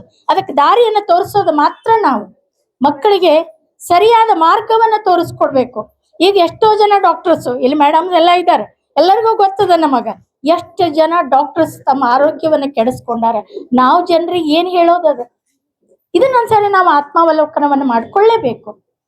ಅದಕ್ಕಾಗಿ ಇವತ್ತು ಪ್ರತಿಯೊಬ್ಬ ಹೆಣ್ಣು ಮಕ್ಕಳು, ಯಾಕಂದ್ರೆ ವಿಶೇಷವಾಗಿ ಹೆಣ್ಣು ಮಕ್ಕಳ ಆರೋಗ್ಯ ಅಂತ ಹೇಳಿ ನಮಗ ಒಂದು ಟಾಪಿಕ್ ಕೊಟ್ರು. ಹೆಣ್ಣು ಮಕ್ಕಳಿಗೆ ಅಷ್ಟೇ ಆರೋಗ್ಯ ಬೇಕೇನು ಅಂತ ನಮ್ಮ ಸಹೋದರರು ಪ್ರಶ್ನೆ ಮಾಡ್ಬೋದು. ಆರೋಗ್ಯ ಎಲ್ರಿಗೂ ಬೇಕು. ಅದಕ್ಕೆ ನಮ್ಮ WHO ಒಂದು ಹೇಳ್ತಾರೆ, ಸಾಮಾಜಿಕವಾಗಿ, ದೈಹಿಕವಾಗಿ ಮತ್ತು ಮಾನಸಿಕವಾಗಿ ಮತ್ತು ಆಧ್ಯಾತ್ಮಿಕವಾಗಿ ಯಾರು ಸ್ವಸ್ಥರಾಗಿರ್ತಾರೋ ಅವರೇ ಆರೋಗ್ಯವಂತರು ಅಂತ ಹೇಳಿ WHO ಹೇಳಿದ್ದಾರೆ. ಆದ್ರೆ ನಮ್ಮ ಶರಣರು ಏನ್ ಹೇಳಿದ್ದಾರೆ ಅಂತ ಒಂದ್ಸರಿ ನೋಡೋಣ. ಅಕ್ಕ ಮಹಾದೇವಿ ತಾಯಿ ಆರೋಗ್ಯದ ಬಗ್ಗೆ ಒಂದು ಹೇಳ್ತಾರೆ. ನಡೆ ಶುಚಿ, ನುಡಿ ಶುಚಿ, ತನು ಶುಚಿ, ಮನ ಶುಚಿ, ಭಾವ ಶುಚಿ, ಇಂತಿ ಪಂಚ ತೀರ್ಥವನ್ನೊಳಗೊಂಡ ಮರ್ತ್ಯದಲ್ಲಿ ನಿಂದ ಶರಣನ ಎನಗೊಮ್ಮೆ ತೋರು ಚನ್ನಮಲ್ಲಿಕಾರ್ಜುನ ಅಂತ ಹೇಳಿ. ಇದರಲ್ಲಿ ನಮ್ಮ WHO ಏನ್ ಒಂದು ಸ್ಲೋಗನ್ ಅದ, ಅದೇ ಬಂದ್ಬಿಡ್ತದ. ಇವತ್ತು ನಡೆ ಶುಚಿ, ನುಡಿ ಶುಚಿ, ನಾವು ಯಾವ ರೀತಿಯಾಗಿ ನಡಿತೇವಿ, ಯಾವ ರೀತಿಯಾಗಿ ಮಾತಾಡ್ತೇವಿ, ಇದು ಸಾಮಾಜಿಕ ಪ್ರಜ್ಞೆ, ಸಾಮಾಜಿಕ ಆರೋಗ್ಯವನ್ನ ತೋರಿಸ್ತದ. ಇನ್ನು ತನು ಶುಚಿ ಅಂದಾಗ ನಮ್ಮ ದೈಹಿಕ ಆರೋಗ್ಯವನ್ನ ಅದು ತೋರಿಸ್ತದ. ಆಮೇಲೆ ಮನಶುಚಿ ಮಾನಸಿಕ ಆರೋಗ್ಯವನ್ನ ಅಲ್ಲಿ ಬಿಂಬಿಸ್ತದ. ಹಾಗೆ ಭಾವಶುಚಿ ಅನ್ನೋದ್ರಲ್ಲಿ ನಾವು ಅಧ್ಯಾತ್ಮವನ್ನ, ಅಲ್ಲಿ ಆರೋಗ್ಯವನ್ನ ನಾವು ಗುರುತಿಸ್ತೇವೆ. ಈ ರೀತಿ ನಾವು ನಡೆ, ನುಡಿ, ತನು, ಮನ, ಭಾವಗಳು ಶುದ್ಧವಾಗಿದ್ರೆ ಬಹುಶಃ ಆರೋಗ್ಯಯುತರಾಗಿರ್ತೀವಿ ಅನ್ನುವಂಥದ್ದು ಅಕ್ಕಮಹಾದೇವಿಯನ್ನ ತಾಯಿಯವರು ಬಹಳ ಅದನ್ನ ವಿಶ್ಲೇಷಣೆಯನ್ನ ಮಾಡಿದ್ದಾರೆ. ಹಿಂಗೆ ಆರೋಗ್ಯ ಎಲ್ಲರಿಗೂ ಬೇಕು, ಆದ್ರೆ ಮುಖ್ಯವಾಗಿ ಹೆಣ್ಣು ಮಕ್ಕಳಿಗೆ ಯಾಕೆ ಬೇಕು ಅನ್ನೋದು ಟಾಪಿಕ್ ಅನ್ನ ನಾನು ನಿನ್ನೆ ರಾತ್ರಿ ವಿಚಾರ ಮಾಡಿದೆ. ಯಾಕೆ ಆರೋಗ್ಯ ಎಲ್ರಿಗೂ ಬೇಕಲ್ಲ, ಆದ್ರೆ ಹೆಣ್ಣು ಮಕ್ಕಳಿಗೆ ವಿಶೇಷವಾಗಿ ಇಲ್ಲಿ ತಂದೆಯರು ಸಹೋದರರು ಇದ್ದಾರೆ. ಹೆಣ್ಣು ಮಕ್ಕಳಿಗೆ ಅವ್ರ 15 ವರ್ಷಕ್ಕನೆ ಅವ್ರ ಮ್ಯಾಚೂರ್ಡ್ ಆದ ತಕ್ಷಣ ಅವ್ರ ಆರೋಗ್ಯದ ಸ್ಥಿತಿ ಸ್ಟಾರ್ಟ್ ಆಗ್ಬಿಡ್ತದೆ. ಮುಂಚೆ ಎಲ್ಲ ಏನೂ ಪ್ರಾಬ್ಲಮ್ ಇರ್ಲಿಲ್ಲ. ಇವತ್ತು ಹಾರ್ಮೋನ್ಸ್ ಇಂಬ್ಯಾಲೆನ್ಸ್ ಅಂತೇವಿ, ರಕ್ತದ ಕೊರತೆ ಅಂತೇವಿ. ಅವ್ರು ಮ್ಯಾಚುರ್ಡ್ ಆದ ತಕ್ಷಣ ಅವ್ರ ಹಾಸ್ಪಿಟ್ಲಿಗೆ ಮಾತ್ರೆಗಳು ಸ್ಟಾರ್ಟ್ ಆಯ್ತೆ. ಅಲ್ಲಿಂದ ಹಿಡಿದು ಅವ್ರ ಮದುವೆ ಆಗ್ತದ, ಗರ್ಭಿಣಿಯರಾಗ್ತಾರ. ಇವತ್ತು ಗರ್ಭಾವಸ್ಥೆ ಅದನ್ನ ಸಂಭ್ರಮಿಸುವ ಬದಲು ಅದೊಂದು ಹೊರೆ ಅಂತ ಹೇಳಿ ಎಲ್ಲರೂ ತಿಳ್ಕೊಳ್ತಾ ಇದ್ದಾರೆ. ಯಾಕಂದ್ರೆ ನಾನು ಬಹಳಷ್ಟು ಜನರು ತಾಯಂದ್ರು ಗರ್ಭಲಿಂಗ ದೀಕ್ಷೆಗೆ ನಮ್ಮ ಹತ್ರ ಬರ್ತಾ ಇರ್ತಾರೆ. ಅವ್ರ ಅಜ್ಜಿ ಅವ್ರ ತಾಯಂದ್ರು ಇಷ್ಟು ಟೆನ್ಷನ್ ಆಗಿರ್ತಾರೆ. ಅವ್ರು ಹೇಳ್ತಾರ, ಅಯ್ಯೋ ಇಲ್ರಿ, ಈಗ ದಿನ ಇನ್ನೇನು 8 ತಿಂಗಳಾಯ್ತು, ಹೆಂಗೋ ಏನೋ ಡಿಲೆವರಿ. ನಾ ಅದೇ ಅಂತೀನಿ, ನಿಮ್ಮ ಡಿಲೆವರಿ ನಾರ್ಮಲ್ ಆಗ್ಯದನ, ನಿಮ್ಮ ತಾಯಿದು ನಾರ್ಮಲ್ ಆಗ್ಯದ, ಮತ್ ನಿಮ್ಮ ಮಗಳದ್ ಯಾಕೆ ನಾರ್ಮಲ್ ಆಗೋದಿಲ್ಲ? ಈ ಚಿಂತನೆ ನೀವ್ ಯಾಕೆ ಮಾಡೋದಿಲ್ಲ ಅಂತ ನಾನು ತಾಯಂದ್ರನ್ನ ಕೇಳ್ತೇನೆ. ಯಾಕಂದ್ರೆ ಭಯ, ಈ ಗರ್ಭಿಣಿ ಆದ್ಲು ಅಂದ್ರೆ ಭಯ. ಯಾವ ಹಾಸ್ಪಿಟ್ಲಿಗೆ ಹೋಗ್ಬೇಕು, ಯಾವ ಡಾಕ್ಟರ್ ಚಲೋ ಅದಾರ? ಮುಂಚೆ ಎಲ್ಲ ಈ ತಾಯಂದ್ರಿ ಡೆಲಿವರಿಗಳಾದಾಗ ಯಾವ ಡಾಕ್ಟರ್ ಇದ್ರಿ? ಯಾರು ಇದ್ರು? ಅವ್ರು ಎಲ್ಲ ಹೆರಿಗೆ ಆಯ್ತಲ್ಲ, ಅವ್ರು ಇನ್ನೂ ಆರೋಗ್ಯವಾಗಿ ನಮ್ಗಿಂತಲೂ ಚಲೋ ಆರೋಗ್ಯವಾಗಿದಾರಲ್ಲ. ಇದನ್ನ ನಾವ್ಯಾರು ಅರ್ಥ ಮಾಡ್ಕೊಳ್ಳೋದಿಲ್ಲ. ಅದಕ್ಕೆ ಈ ಒಂದು ಭಯವನ್ನ ಬಿಟ್ಟು ನಿಸರ್ಗದತ್ತವಾಗಿರುವಂತ, ಯಾಕೆ ಮನುಷ್ಯರಿಗೆ ಅಷ್ಟೇ ಹಾಸ್ಪಿಟ್ಲ್ಗಳದಾವ ಅಲ್ಲ ಮೇಡಮ್? ಭಾಳ ಆದ್ರೆ ನಮ್ಮ ಪ್ರಾಣಿ ಪಕ್ಷಿಗಳಿಗೆ ಇದಾವ, ಆದ್ರೆ ಹೆರಿಗೆಗಂತಿಲ್ಲ. ನಮ್ಮಲ್ಲಿ ಗೈನಕಾಲಜಿ ಹಾಸ್ಪಿಟ್ಲ್ಗಳೇ ಭಾಳವ. ಇನ್ನೂ 1-1.5 ತಿಂಗಳ ಹೋದ ತಕ್ಷಣ ಸ್ಟಾರ್ಟ್. ಅವಾಗ್ಲೇನೆ ಸ್ಕ್ಯಾನಿಂಗು. ಮೊದಲೆಲ್ಲ ಬರೀ ಒಂದು ಯೂರಿನ್ ಟೆಸ್ಟ್ ಮಾಡಿ 3 ತಿಂಗಳಾದ್ಮೇಲೆ ನಾವು ಪ್ರೆಗ್ನೆನ್ಸಿ ಕನ್ಫರ್ಮ್ ಮಾಡ್ತಾ ಇದ್ವಿ ನಾವು ಕಲಿಯುವಾಗ. ಈಗ ನೀವು ಹೋದ ದಿವಸನೇ ಫಸ್ಟ್ ಸ್ಕ್ಯಾನಿಂಗನೇ, ಆಮೇಲೆ ಹೇಳಿ ಕಳಿಸ್ತೀವಿ ನಾವು ನಿಮಗ. ಪ್ರತಿ ತಿಂಗಳು ಬರ್ಬೇಕಾ? ತಪ್ಪಿಸ್ಬಾರ್ದು. ಇವತ್ತು ಡಾಕ್ಟರ್ಸ್ ನಾವು ಯಾರು ಕೂಡ ನಿಮಗೆ ಆಹಾರ ಪದ್ಧತಿಯನ್ನ ಹೇಳಿಕೊಡೋದಿಲ್ಲ, ವ್ಯಾಯಾಮಗಳನ್ನ ಹೇಳಿಕೊಡೋದಿಲ್ಲ, ನಿಮಗೆ ಸಮಾಧಾನವಾಗಿ ಕೂತು ನಿಮ್ ಜೊತೆ ನಾವು ಮಾತಾಡೋದಿಲ್ಲ. ಯಾಕಂದ್ರೆ ಇದೆಲ್ಲವನ್ನು ಕೂಡ ನಿಮಗ್ ಮನೆಯೊಳಗ್ ತಾಯಂದಿರ್ತಾರ, ಕೇಳಕ್ ನಿಮಗಾಗುದಿಲ್ಲ. ಅವ್ರೇನ್ ಹೇಳ್ತಾರ? ಅಕ್ಕಿಯನ್ ಮುದುಕಿ ಕೇಳ್ತಾರ, ಅಕ್ಕಿ ಹೇಳೋ ಕಾಲ ಹೋತು. ಇದನ್ನ ನಾವೆಲ್ಲ ಕೇಳ್ತೀವಿ ಇವತ್ತು. ಆದ್ರೆ ಅವ್ರಿಗಿರುವಂತ ಅನುಭವ ಒಬ್ಬ ಗೈನಕಾಲಜಿ ಡಾಕ್ಟರ್ಗೂ ಇರಂಗಿಲ್ಲ. ಇದನ್ನ ನಾನ್ ನೋಡಿದ್ದೀನಿ. ಇದನ್ನ ಅದಕ್ಕಾಗಿ ಹೆದರುವಂತ ಅವಶ್ಯಕತೆ ಇಲ್ಲ. ಹೆರಿಗೆ ಸಹಜವಾದಂತ, ಪ್ರಕೃತಿ ದತ್ತವಾದಂತ ಹೆರಿಗೆ. ಅದು ಪ್ರಾಣಿ ಪಕ್ಷಿ ಎಲ್ಲಕ್ಕೂ ಆಗ್ತಾವ. ಇವತ್ ಮಾರ್ನಿಂಗ್ ಸಿಕ್ನೆಸ್ ಆಗ್ತದ, ಊಟವನ್ನ ಬಿಡ್ತಾವ ಪ್ರಾಣಿಗಳು. ಯಾಕಂದ್ರೆ ನಾವು ಫಾರ್ಮ್ ಹೌಸ್ ನಲ್ಲಿ ಇರೋದ್ರಿಂದ ಈಗ ನಮಗ್ ಬಹಳಷ್ಟು ಪ್ರಾಣಿಗಳ ಬಗ್ಗೆ ಗೊತ್ತಾಗ್ತದ. ಯಾಕಂದ್ರೆ ನಮ್ಮಲ್ಲಿ 2-3 ನಾಯಿ ಅವ. ಅವಕ್ ಪ್ರೆಗ್ನೆನ್ಸಿ ಆದಾಗ ಏನೇನಾಯ್ತು, ಮನುಷ್ಯರಿಗೆ ಏನಾಗ್ತದ ಅದೆಲ್ಲ ಆಗ್ತದ. ಆಹಾರವನ್ನ ಬಿಡ್ತಾರ, ವಾಮಿಟಿಂಗ್ ಆಗ್ತದ, ಪಾಪ ಉಳ್ಳಾಡ್ತಿರ್ತಾವ. ಅವು 8-10 ಮರಿಗಳನ್ನ ಅವು ಹಾಕ್ತಾವ. ನಾವು ಒಂದು ಮಗುವನ್ನ ಹೆರಬೇಕಾದ್ರೆ ಇಡೀ ಮನೆಯವರೆಲ್ಲ ಟೆನ್ಷನ್ ಆಗಿರ್ತೀವಿ. ಅಯ್ಯೋ ಡೆಲಿವರಿ ಡೇಟ್ ಬಂತು, ನಾರ್ಮಲ್ ಆಗ್ತದ, ಸಿಸರಿನ್ ಆಗ್ತದ. ಇದನ್ನ ಒಂದು ಸಾರಿ ನಾವು ಹಿಂದೆ ಹೋಗಿ ವಿಚಾರ ಮಾಡಿದಾಗ ಇದಕ್ಕೆಲ್ಲಕ್ಕೂ ಕೂಡ ಉತ್ತರ ಸಿಗ್ತದೆ. ಇದರ ಜೊತೆಗೆ ಮಾನಸಿಕವಾಗಿ ಸಿದ್ಧತೆ ಬೇಕು. ನಾನು ನನ್ನ ಒಂದು ವೃತ್ತಿ ಜೀವನದೊಳಗೆ ನಾನು ಮಾಡಿರುವಂತಹದ್ದು, ಪೇಷಂಟ್ ಅನ್ನ ಸ್ಟೆಥೋಸ್ಕೋಪ್ ಹಿಡಿದು ಅವ್ರ ಹಾರ್ಟ್ ಬೀಟ್ ನೋಡೋದಾಗ್ಲಿ, BP ನೋಡೋದಾಗ್ಲಿ ನಾನು ಎಂದೂ ಮಾಡಿಲ್ಲ. ಅವ್ರ ಗರ್ಭ ಎಷ್ಟು ತಿಂಗಳಾಗ್ಯದ, ಮಗು ಚೆನ್ನಾಗಿದೆ ಇಲ್ಲಿ ನೋಡ್ತೀವಿ. ಆದ್ರೆ ಇರ್ಲಾರದನ್ನ ಅವ್ರ ತಲೆಯೊಳಗೆ ಹಾಕಿ ಸ್ಕ್ಯಾನಿಂಗ್ ಮಾಡಿಸು, ಅದ್ ಮಾಡಿಸು, ಇದ್ ಮಾಡಿಸು. ನನ್ನ ವೃತ್ತಿಯಲ್ಲಿ ನಾನು ಎಂದೂ ಸ್ಕ್ಯಾನಿಂಗ್ ಹೇಳಿಲ್ಲ. ಟ್ವಿನ್ಸ್ ಬೇಬಿ ಇದ್ರೂ ಕೂಡ ಅವರೇ ಸಮಾಧಾನಕ್ಕಾಗಿ ಹೋಗಿ ಅವ್ರು ಸ್ಕ್ಯಾನಿಂಗ್ ಮಾಡಿಸ್ಕೊಳ್ತಿದ್ರು ಹೊರತಾಗಿ ನಾನು ಯಾವತ್ತೂ ಸ್ಕ್ಯಾನಿಂಗ್ ಅನ್ನ ಹೇಳಿಲ್ಲ. ಯಾಕಂದ್ರೆ ಸ್ಕ್ಯಾನಿಂಗ್ ರಿಪೋರ್ಟ್ಗಳು ಎಷ್ಟು ಸತ್ಯ ಬರ್ತಾವ ಅನ್ನೋದು ನಮ್ಮ ಡಾಕ್ಟ್ರಿಗೆ ಭಾಳ ಗೊತ್ತದ. ಒಂದು ದಿನ ನಾನು ಪೇಷಂಟಿಗೆ ನಾನು ಆ ನಂಬಿಕೆಯನ್ನ ಕಳ್ಕೊಳ್ಳಿಕ್ಕೆ ಕಾರಣಗಳದ. ಫಸ್ಟ್ ಟೈಮ್ ನಾನು ಕ್ಲಿನಿಕ್ ಸ್ಟಾರ್ಟ್ ಮಾಡಿದಾಗ ಆ ಹೆಣ್ಮಗಳು ನೋಡಿದ್ರೆ ಬಹಳ ರಕ್ತ ಕಡಿಮೆ ಇತ್ತು. ಅದಕ್ಕೆ ಒಂದು HB ಮಾಡಿಸ್ಕೊಂಬಾವ, ಹಿಮೋಗ್ಲೋಬಿನ್ ಮಾಡಿಸ್ಕೊಂಡ್ಬಾ ಅಂತ ಕಳಿಸಿದಾಗ ನಾನು ಅಂದ್ಕೊಂಡದಕ್ಕಿಂತ 11 ಪಾಯಿಂಟ್ ಬಂತವಳದು. ಆದ್ರೆ ಆಕಿನ ನೋಡಿದ್ರೆ ಅಷ್ಟಿಲ್ಲ. ಹಾಗಾದ್ರೆ ಇನ್ನೊಂದು ಕಡೆ ನಮ್ಮಲ್ಲಿ ಸೌದತ್ತಿಯಲ್ಲಿ 3 ಲ್ಯಾಬ್ರೋಟರಿ 3 ಕಡೆ ಮಾಡಿಸಿದ್ರು ಒಂದೇ ದಿನದಲ್ಲಿ 3 ರಿಪೋರ್ಟ್ಗಳು ಬಂದು. ಯಾವುದನ್ನ ನಂಬೋದು? ಆದ್ರೆ ನನ್ನ ಕಣ್ಣನ್ನ, ನನ್ನ ಜ್ಞಾನವನ್ನ ನಾನು ನಂಬಬೇಕಿಷ್ಟೇ. ಅದಕ್ಕೆ ನಾನೇ ಬಿಡವ, ಬೀಟ್ರೂಟ್ ತಿನ್ನು, ತರಕಾರಿ ಜಾಸ್ತಿ ತಿನ್ನು, ಇದನ್ನ ನಾನು ಅವಳಿಗೆ ಹೇಳಿಕೊಟ್ಟೆ. ಆದ್ರೆ ಇವತ್ತು ನಾವು ಎಷ್ಟು ಜನ ಡಾಕ್ಟರ್ಸ್ ಇದನ್ನ ಮಾಡ್ತೇವೆ? ಯಾರು ಮಾತಾಡೋದೇ ಇಲ್ಲ. ಅವ್ರು ಬಂದ ತಕ್ಷಣ ಅವ್ರು ಏನ್ ಹೇಳ್ತಾರೋ ಒಂದು ಪ್ರಿಸ್ಕ್ರಿಪ್ಷನ್ ಅಲ್ಲಿ ಬರೆದು ಈ ಟೆಸ್ಟ್ ಮಾಡಿಸ್ಕೊಂಡ್ ಬಾ, ಸ್ಕ್ಯಾನ್ ಮಾಡಿಸ್ಕೊಂಡ್ ಬಾ, ಪೇಷಂಟ್ ಮುಟ್ಟುದೇ ಇಲ್ಲ. ನಾವು ಈ ರೀತಿ ನಾವು ಕೂಡ ನಮ್ಮ ಒಂದು ವೃತ್ತಿಗೆ ಅಪಮಾನವನ್ನ ಮಾಡ್ತಾ ಇದ್ದೀವಿ ಅಂತೇಳಿ ನನಗೆ ಅನಿಸ್ತದ. ಅದಕ್ಕಾಗಿ ಮುಂದೆ ಡಾಕ್ಟರ್ ಆಗೋರು ಕೂಡ ದಯಮಾಡಿ ಆ ಒಂದು ಸೇವಾ ಮನೋಭಾವವನ್ನ ಇಟ್ಕೊಂಡು ಮಾಡ್ರಿ ಅನ್ನುವಂಥ ಮಾತುಗಳನ್ನು ಹೇಳ್ತಾ, ಇನ್ನು ಹೆಣ್ಣು ಮಕ್ಕಳು ಅಲ್ಲಿಂದ ಹಿಡಿದು ಹೆರಿಗೆ ಆದ ತಕ್ಷಣ ಈಗಂತೂ ನಾರ್ಮಲ್ ಆಗುದು, ಅಯ್ಯೋ ನಾರ್ಮಲ್ ಆಯ್ತಾ? ನಾನು ಕಲಿಯುವಾಗ ಸಿಸೇರಿಯನ್ ನೋಡ್ಲಿಕ್ಕೆ ನಮ್ಮನ್ನ ಬಹುಶಃ ಬೆಳಗಾವಿ ಸಿವಿಲ್ ಹಾಸ್ಪಿಟಲ್ ಕರ್ಕೊಂಡು ಹೋಗಿದ್ರು. ಅವಾಗ ಕೇಳಿದ್ ಒಂದೇ ಒಂದು ಸಿಸೇರಿಯನ್ ನಾನು. ಆದ್ರೆ ಇವತ್ತು ಪ್ರತಿ ದಿವ್ಸನೂ ನಾವು ಸಿಸೇರಿಯನ್ನೇ ಕೇಳ್ತೀವಿ. ನಾರ್ಮಲ್ ಆಯ್ತಾ? ಅಯ್ಯೋ ನಾರ್ಮಲ್ ಆಯ್ತ್ರಿ, ಹೆಂಗಾಯ್ತ್ರಿ? ಎಷ್ಟು ಆಶ್ಚರ್ಯ ವ್ಯಕ್ತಪಡಿಸ್ತಾರ. ನಾನು ಮೇಲಿನ ಮೇಲೆ ಅಲ್ಲೊಬ್ಬ ನಾವು ಜೋಪಾನ ಮಾಡಿದ ಮಗ ಇದ್ದಾನೆ, ಡಾಕ್ಟರ್ ಇದ್ದಾನೆ. ಅವ್ರು 4-5 ಜನ ಸೇರಿ ಒಂದು ಪಾಲಿಕ್ಲಿನಿಕ್ ಮಾಡ್ಕೊಂಡಿದ್ದಾರೆ. ಅವನು ನಾರ್ಮಲ್ ಡೆಲಿವರಿಗೆ ನನ್ನನ್ನು ಇಲ್ಲಿಂದ ಕರೆಸ್ಕೊತಾನೆ. ನಾನು ಫೋನ್ ನಲ್ಲಿ ಅವನಿಗೆಲ್ಲ ಹೇಳ್ತಿರ್ತೇನೆ. ನಾನು ಎಂದು ಪೇಷಂಟ್ ಮುಖ ನೋಡಿರೋದಿಲ್ಲ, ಬರೀ ಫೋನ್ ನಲ್ಲೇ ಎಷ್ಟೋ ಡೆಲಿವರಿಗಳನ್ನು. ಒಂದು ನಾರ್ಮಲ್ ಡೆಲಿವರಿ ಬೆಂಗಳೂರು ಒಳಗೆ 1.5 ಲಕ್ಷ ರೂಪಾಯಿ ಪ್ಯಾಕೇಜ್. ನನಗ್ ಮಮ್ಮಿ ಎಷ್ಟು ಕೊಡ್ಲಂತಾನ, ಬ್ಯಾಡ್ ಬಿಡ್ಪ, ನಾನು ಬಸ್ಸಿನ ಟಿಕೆಟ್ ಅಷ್ಟು ಮಾಡಿಸ್ಬಿಡು ಅಂತೇಳಿ. ಅಂದ್ರೆ ಇವತ್ತು ನಾರ್ಮಲ್ ಡೆಲಿವರಿ ಅವಶ್ಯಕತೆ ಜನರಿಗೆ ಬಹಳ ಅದ. ಅದಕ್ಕಾಗಿ ಯಾರು ಈ ಒಂದು ಫೀಲ್ಡಿಗೆ ಬರ್ತಿರೋ ಎಲ್ಲರೂ ಸೇವಾ ಮನೋಭಾವದಿಂದ ಬರ್ರಿ. ಅವ್ರಿಗೆ ಆತ್ಮವಿಶ್ವಾಸವನ್ನ ತೋರಿ. ಆತ್ಮವಿಶ್ವಾಸನೂ ಕೂಡ ಔಷಧಿಯಾಗಿ ಪರಿಣಾಮ ಆಗ್ಬೋದು. ಇದನ್ನ ನಾನು ಕಂಡುಕೊಂಡದ್ದು. ನಾನು ಹೇಳಿದೆ, ಕಳೆದ ವರ್ಷ ಹಾರ್ಟ್ ಅಟ್ಯಾಕ್ ಆಯ್ತು. ಆಮೇಲೆ ನಮ್ಮ ಸರ್ ಒಬ್ರು ಸೀನಿಯರ್ ಅಡ್ವೊಕೇಟ್ ಬರ್ತಾರೆ, ಗುಂಜಾಳ್ ಅಂತೇಳಿ, ಹೈಕೋರ್ಟ್ ಅಡ್ವೊಕೇಟ್. ಇವರು ಏನ್ರಿ ಅವ್ರು ಒಟ್ಟ ಹಾಸ್ಪಿಟ್ಲಿಗೆ ಬರಂಗಿಲ್ಲ, ಬಹಳ ತೊಂದರೆ ಆಗ್ಯದ ಅಂದಾಗ ಅವ್ರು ಬಂದು ನನಗೆ ಕನ್ವಿನ್ಸ್ ಮಾಡಿದ್ರು. ಮೇಡಮ್ ನೀವು ಟ್ರೀಟ್ಮೆಂಟ್ ತಗೊಳ್ರಿ ಬಿಡ್ರಿ, ಏನಾಗ್ಯದ ಅನ್ನೋದ್ರ ಗೊತ್ತಾಗ್ತದಲ್ಲ ಅಂತ ಅಂದಾಗ ನಾನು ಏನಾಗ್ಯದ ಅನ್ನೋದು ಗೊತ್ತಾದ್ಮೇಲೆ ಮಾಡೋದೇನದ? ನಾವು ಏನಾದ್ರೂ ಒಂದು ಟ್ರೀಟ್ಮೆಂಟ್ ತಗೋಬೇಕು ಅಂದ್ರೆ ಮಾಡಿಸ್ಬೋದಲ್ಲ. ಆದ್ರೆ ನಾನು ನಂಬಿದ್ದು ಅಧ್ಯಾತ್ಮವನ್ನ, ಪರಮಾತ್ಮನನ್ನ. ನಮ್ಮ ಆಯುಷ್ಯ ಎಂದ್ ಮುಗೀತದೋ ಅಂದ್ ಯಾವ ICUದೊಳಗೂ ನಾವು ಬದುಕುದಿಲ್ಲ, ಯಾವ ಸರ್ಜರಿ ಒಳಗೂ ಬದುಕುದಿಲ್ಲ. ಆದ್ರೆ ಆರಾಮಾಗಿ ನಿರಾಳವಾಗಿ ಗುರು ಬಸವಣ್ಣನವರನ್ನ ನೆನೀತಾ ಸಾಯೋದಿದ್ರೆ, ಆಯುಷ್ಯ ಮುಗಿದಿದ್ರೆ ಮನೆಯೊಳಗೂ ಮುಗೀತದಲ್ಲ ಅನ್ನುವಂಥ ಒಂದು ಧೈರ್ಯವನ್ನ ತಗೊಂಡು ನಾನು ಯಾವತ್ತು ಅಲೋಪತಿ ಔಷಧಿಯನ್ನೇ ಆಗ್ಲಿ, ಮೆಡಿಕಲ್ ಅದು ಯಾವುದನ್ನು ನಾನು ಅದನ್ನ ಟ್ರೀಟ್ಮೆಂಟ್ ಅನ್ನ ತಗೊಳ್ಳಾರ್ದೆ ನಿಸರ್ಗದತ್ತವಾಗಿರುವಂತಹ ನಮ್ಮ ಮನಗುಂಡಿಯ ಬಸವಾನಂದ ಅಪ್ಪ ಅವರ ನ್ಯಾಚುರೋಪತಿಯನ್ನ ದಡ್ಡಿ ಕಮಲಾಪುರದಲ್ಲಿ ಮಹಿಷಿ ಟ್ರಸ್ಟ್ನವ್ರು ನಡೆಸ್ತಾ ಇರುವಂತ ಏನು ಒಂದು ನಿಸರ್ಗ ಚಿಕಿತ್ಸೆಯ ಮೂಲಕ ನನ್ನನ್ನು ನಾನು ಗುಣಮುಖಳನ್ನಾಗಿ ಮಾಡ್ಕೊಂಡಿದ್ದೇನೆ. ಅದಕ್ಕಾಗಿ ಹೆರಿಗೆಗೆ ಅಂಜುವಂಥದ್ದು ಅವಶ್ಯಕತೆ ಇಲ್ಲ. ಇನ್ನು ಎಲ್ಲರೂ ಕೂಡ ಹೆಣ್ಣು ಮಕ್ಕಳು ನಾವು ಮಾಡುವಂತ ಒಂದು ತಪ್ಪಂದ್ರ, ನಾವೆಲ್ಲವನ್ನು ಮಾಡೋರು ನಾವೇ ಅಡುಗೆ ಮನೆಯಲ್ಲಿ. ಗಂಡು ಮಕ್ಕಳಿಗೆಲ್ಲ ಚಲೋದು ಊಟಕ್ಕೆ ಹಾಕಿ ಕೊನೆಗೆ ಉಳ್ದದ್ ಲಾಸ್ಟ್ ಏನ್ ಉಳ್ದಿರ್ತದ ಅದನ್ನ ಉಂಡು ಕೂಡ್ತೀವಿ ನಾವು.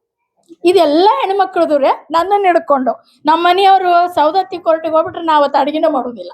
ನನ್ನನ್ನು ಹಿಡ್ಕೊಂಡು ಹೇಳ್ತೀನಿ, ಹಣ್ಣು ಅವನ್ನ ತಿಂದ್ಬಿಡು ಬಿಡು, ಮೊಸರು ಅದನ್ನ ಮಜ್ಜಿಗೆ ಮಾಡಿ ಕುಡಿದ್ರೆ ಆಯ್ತು ಬಿಡು. ಇದರಿಂದ ನಮ್ಮ ಆರೋಗ್ಯವನ್ನ ಕೆಡಿಸ್ತೇವೆ. ಆದ್ರೆ ಹೆಣ್ಣು ಮಕ್ಕಳ ಆರೋಗ್ಯ ಎಷ್ಟು ಮುಖ್ಯ ಅಂದ್ರ, ನೀವು ಹೆಣ್ಣು ಮಕ್ಕಳು ನೀವು ಆರೋಗ್ಯಯುತವಾಗಿರ್ಲಿಲ್ಲ ಅಂದ್ರೆ ಇಡೀ ಮನೆ ಉಪವಾಸ ಕೊಡ್ತದ. ಗಂಡ ಮಕ್ಕಳು ಅತ್ತೆ ಮಾವ ಎಲ್ಲರೂ ಉಪವಾಸ ಕೊಡ್ಬೇಕಾಗ್ತದೆ. ಅದಕ್ಕಾಗಿ ಹೆಣ್ಣು ಮಕ್ಕಳು ನೀವು ಮೊದಲು ಆರೋಗ್ಯಯುತವಾಗಿದ್ರ ನಿಮ್ಮ ಕುಟುಂಬ ಆರೋಗ್ಯವಾಗಿರ್ತದ ಅನ್ನುವಂತ ಮಾತುಗಳನ್ನು ಹೇಳ್ತಾ ಅವರಿಗೆ ನೀಡುವಂತ ಅಭಿನಂದನಾ ಸನ್ಮಾನ ಪತ್ರ. ಶ್ರೀಮತಿ ಲಲಿತಾ ಬಸವರಾಜ್ ಮಟ್ಟಿ ಇವರು ಹಾವೇರಿ ಜಿಲ್ಲೆ ಬ್ಯಾಡಗಿ ತಾಲೂಕಿನ ಶ್ರೀಮತಿ ಶಾಂತಾ ಮತ್ತು ಶ್ರೀ ಮಹದೇವ್ ಬತ್ತಿಕೊಪ್ ಇವರ ಜ್ಯೇಷ್ಠ ಸುಪುತ್ರಿಯಾಗಿ 1/3/1946ರಲ್ಲಿ ಜನಿಸಿದರು. ಪ್ರಾಥಮಿಕ ಶಿಕ್ಷಣದಿಂದ ಪ್ರೌಢಶಾಲೆಯವರೆಗೆ ವಿದ್ಯಾಭ್ಯಾಸವನ್ನು ಸ್ವಗ್ರಾಮದಲ್ಲೇ ಪೂರ್ಣಗೊಳಿಸಿ ನಂತರ TCH ಪದವಿಯನ್ನು ಪಡೆದು 1963ರಲ್ಲಿ ಶಿಕ್ಷಕಿಯಾಗಿ ಶಿಕ್ಷಣ ಕ್ಷೇತ್ರಕ್ಕೆ ಕಾಲಿಟ್ಟ ಇವರ ಮೊದಲ ಹೆಜ್ಜೆಯೇ ಆದರ್ಶದ ನಾದವಾಗಿ ಮೊಳಗಿತು. ಬೋಧನೆಯ ಜೊತೆಗೆ ಶಿಸ್ತು, ಸಂಸ್ಕಾರ ಮತ್ತು ಮಾನವೀಯ ಮೌಲ್ಯಗಳನ್ನು ಬಿತ್ತಿದ ಅವರ ಪಾಠಗಳು ಸಾವಿರಾರು ವಿದ್ಯಾರ್ಥಿಗಳ ಬದುಕಿಗೆ ದಿಕ್ಕು ತೋರಿಸಿವೆ. ವಿದ್ಯಾರ್ಥಿಗಳಲ್ಲಿ ಜ್ಞಾನದೀಪ ಹಚ್ಚಿದ ಅವರ ಕಾರ್ಯ ಶ್ಲಾಘನೀಯ. ಶಿಕ್ಷಣವೇ ಶ್ರೇಷ್ಠ ಧರ್ಮವೆಂದು ನಂಬಿ ಜೀವನವನ್ನೇ ವಿದ್ಯಾರಂಗಕ್ಕೆ ಸಮರ್ಪಿಸಿದ ಅವರ ಸೇವಾ ಪಯಣವು ನಮ್ಮೆಲ್ಲರಿಗೂ ಪ್ರೇರಣಾದಾಯಕವಾಗಿದೆ. 1967ರಲ್ಲಿ ಶಿಕ್ಷಕರಾದ ಶ್ರೀ ಬಸವರಾಜ್ ಮಟ್ಟಿ ಅವರೊಂದಿಗೆ ವೈವಾಹಿಕ ಜೀವನ ಆರಂಭಿಸಿ ಸಂಸಾರ ಧರ್ಮವನ್ನು ಸಮರ್ಪಕವಾಗಿ ನಿಭಾಯಿಸುತ್ತಾ 2 ಪುತ್ರರು ಹಾಗೂ 2 ಪುತ್ರಿಯರಿಗೆ ತಾಯಿಯಾಗಿ ಅವರನ್ನು ಪದವೀಧರರನ್ನಾಗಿ ಬೆಳೆಸಿ ಮಕ್ಕಳಿಗೂ ಅಳಿಯಂದಿರಿಗೂ ಶಿಕ್ಷಕ ವೃತ್ತಿಯನ್ನೇ ಪ್ರೇರೇಪಿಸಿದ ಇವರ ಜೀವನ ಶೈಲಿ ಅತ್ಯಂತ ಶ್ಲಾಘನೀಯ. ಕುಟುಂಬದ ಜವಾಬ್ದಾರಿಗಳನ್ನು ಸಮರ್ಪಕವಾಗಿ ನಿರ್ವಹಿಸುತ್ತಾ ವಿದ್ಯಾಭ್ಯಾಸದ ಹಸಿವನ್ನು ತಣಿಸಿಕೊಳ್ಳಲು 4 ಮಕ್ಕಳ ತಾಯಿಯಾಗಿ ನಂತರವೂ ಮುಂದುವರಿದು BA, B.Ed, MA ಮೊದಲಾದ ಉನ್ನತ ವಿದ್ಯಾರ್ಹತೆಗಳನ್ನು ಪಡೆದು ಸಾಧನೆಗೈದ ಅವರ ಧೈರ್ಯ ಮತ್ತು ಪರಿಶ್ರಮ ಅಪ್ರತಿಮ. ಸ್ತ್ರೀಯೊಬ್ಬಳು ಶಿಕ್ಷಣದ ಮೂಲಕ ಎತ್ತರಕ್ಕೆ ಏರಿ ಸಮಾಜಕ್ಕೆ ಮಾದರಿಯಾಗಬಹುದೆಂಬುದನ್ನು ಅವರು ತಮ್ಮ ಜೀವನದ ಮೂಲಕ ಸಾಬೀತುಪಡಿಸಿದ್ದಾರೆ. 1997ರಲ್ಲಿ ಕನ್ನಡ ರಾಜ್ಯೋತ್ಸವದ ಅಂಗವಾಗಿ ಹುಬ್ಬಳ್ಳಿ ಧಾರವಾಡ ಮಹಾನಗರ ಸಭೆಯು ಇವರ ಸೇವಾ ನಿಷ್ಠತೆ ಕಂಡು ಶಿಕ್ಷಣ ವಿಭಾಗದಲ್ಲಿ ಉತ್ತಮ ಶಿಕ್ಷಕಿ ಎಂದು ಧೀಮಂತ ಪ್ರಶಸ್ತಿಯನ್ನು ಪ್ರದಾನ ಮಾಡಿ ಗೌರವಿಸಿತು.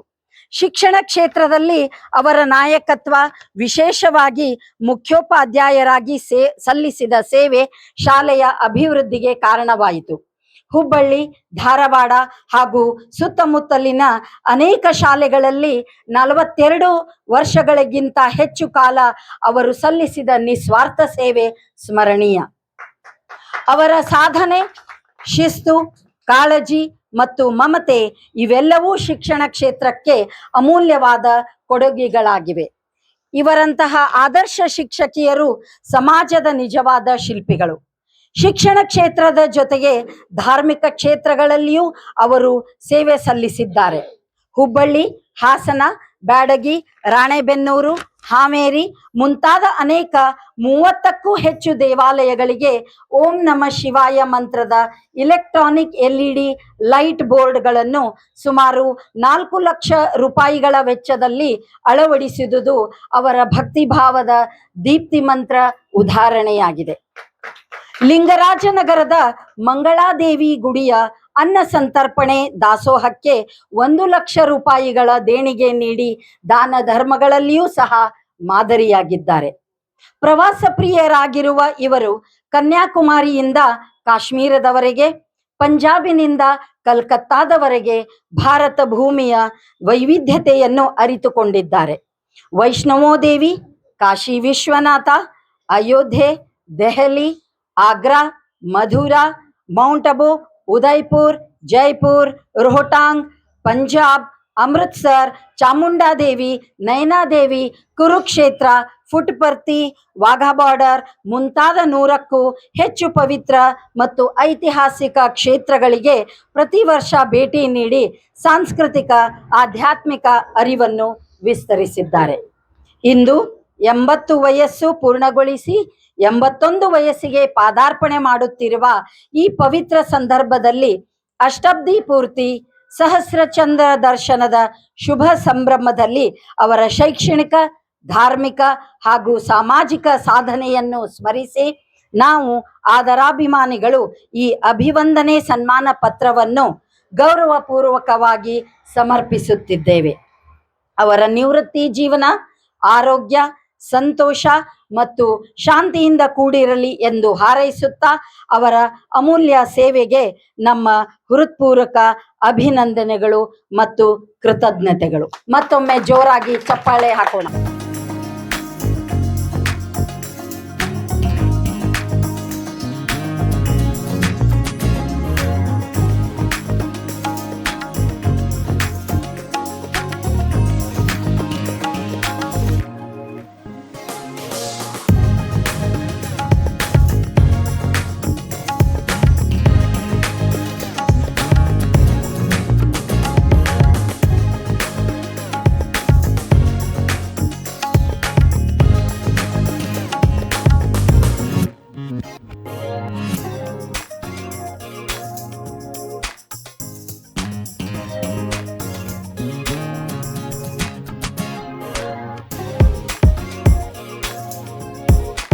ನಾವು ಮೊದಲು ಧಾರವಾಡದೊಳಗೆ ರೀ ಏಳನೇವರೆಗೆ ನಮ್ಮ ಧಾರವಾಡದೊಳಗೆ ನಂದು ಶಿಕ್ಷಣ ಆಯ್ತು. ನಂತರ ನಮ್ಮ ತಂದೆಯವ್ರಿಗೆ ಬ್ಯಾಡಗಿಗೆ ಟ್ರಾನ್ಸ್ಫರ್ ಆಗಿದ್ದಕ್ಕೆ ನಾವು ಬ್ಯಾಡಗಿ ಸ್ಕೂಲಿಗೆ ಹೋದ್ವಿ. ಅಲ್ಲೇ ನಮ್ಮ ಲಲಿತಾ ನನಗೆ ಭೇಟಿ ಆದದ್ದು 8ನೇ ಇತ್ತ, 9ನೇ ಇತ್ತ, 10ನೇ ಇತ್ತ. ನಾವು ಕಲ್ತಿದ್ದ 3 ವರ್ಷ. ಆ 3 ವರ್ಷದ ಒಂದು ಗೆಳೆತನ 4 ವರ್ಷ ಕಲಿತಂತಹ ಗೆಳೆತನವ ಈಗ 100 ವರ್ಷ ಸಮೀಪ ಬಂದಿದ್ದೇವೆ. ಈಗ ನಮ್ಮ ಗೆಳೆತನವು ಅದೇ ರೀತಿಯಾಗಿ ಮೊದಲು ಹೆಂಗಿತ್ತು ಅದೇ ರೀತಿಯಾಗಿ ನಾವು ಸಂತೋಷವಾಗಿ ಗೆಳತಿಯರು ನಡೆದುಕೊಂಡು ಬಂದಿದ್ದೇವೆ. ಅವಳು ನಮ್ಮದು SSLC ಆದ ತಕ್ಷಣ ನಮ್ದು ಶಿಕ್ಷಣ ಅಷ್ಟಕ್ಕೆ ಮುಗಿದ್ಬಿಡ್ತ್ರಿ. ನಮ್ಮದು ಮದುವೆ ಆಯ್ತು, ಮಕ್ಕಳು ಈ ಜಂಜಾಟವಾಗಿ ಬಿದ್ವಿ. ಅವಳು ಟೀಚರ್ ಆಗಿ ಮುಂದೆ ಅವಳು ಡಿಗ್ರಿ ಮಾಡಿಕೊಂಡು ಹೈಸ್ಕೂಲ್ ಹೆಡ್ ಮಿಸ್ಟರ್ಸ್ ಆಗಿ ಬ್ಯಾಡಗಿಯಿಂದ ಹುಬ್ಬಳ್ಳಿಗೆ ಬಂದರು. ಅವರು ಹುಬ್ಬಳ್ಳಿಗೆ ಬಂದ ನಂತರ ಅವರು ಇಲ್ಲಿ ಹುಬ್ಬಳ್ಳಿಯಿಂದ ಮತ್ತೆ ನಮ್ಮ ಗೆಳೆತನ ಪ್ರಾರಂಭ ಆಯಿತು. ಎಲ್ಲ ಒಂದು ಕಷ್ಟ ಸಂತೋಷದೊಳಗೆ ಭಾಗಿಯಾಗುತ್ತಾ ನಮ್ಮ ಗೆಳತನ ಮುಂದುವರಿತು. ಅವಳು ಸಹ ನಾನು ಅವಳು ಬಹಳ ಒಂದು ಪ್ರವಾಸಗಳನ್ನು ಮಾಡಿದ್ದೇವೆ ರೀ. Punjab, Delhi, Agra, Amritsar, golden temple, Wagah border ಮತ್ತು ಮೌಂಟ್ ಅಬು, ಉದಯ್ಪುರ್, ಜೈಪುರ್ ಇವೆಲ್ಲವುಗಳನ್ನು ನಾನು ಅವಳು ಪ್ರವಾಸವನ್ನು ಮಾಡಿದ್ದೇವೆ. ಆದರೆ ಅವಳು ನನಗೆ ಒಂದು ಏನೂ ಖರ್ಚು ಮಾಡದೆ ಅವಳೇ ನನ್ನನ್ನು ಪ್ರೀತಿಯಿಂದ ಕರೆದುಕೊಂಡು ನನ್ನನ್ನು ಪ್ರವಾಸ ಮಾಡಿಸಿದ್ದಾಳೆ. ಇಂತಹ ಗೆಳತಿ ಸಿಗಬೇಕಾದ್ರೆ ಬಹಳ ಪೂರ್ವ ಜನ್ಮದ ಪುಣ್ಯ ಮಾಡಿದರೆ ಇಂತಹ ಗೆಳತನ ಸಿಗೋದು ಎಂದು ನನ್ನ ಭಾವನೆ. ಮುಂದೆ 2002ನೇ ಇಸ್ವಿಯಲ್ಲಿ ನಾವು ವೈಷ್ಣವಿ ದೇವಿ ಪ್ರವಾಸವನ್ನು ಕೈಗೊಂಡೆವು. 2002ನೇ ಇಸ್ವಿ ಅಲ್ಲಿ 14 ಕಿಲೋಮೀಟರ್ ನಡೆದು ಹೋದೆವು. ಅವಳು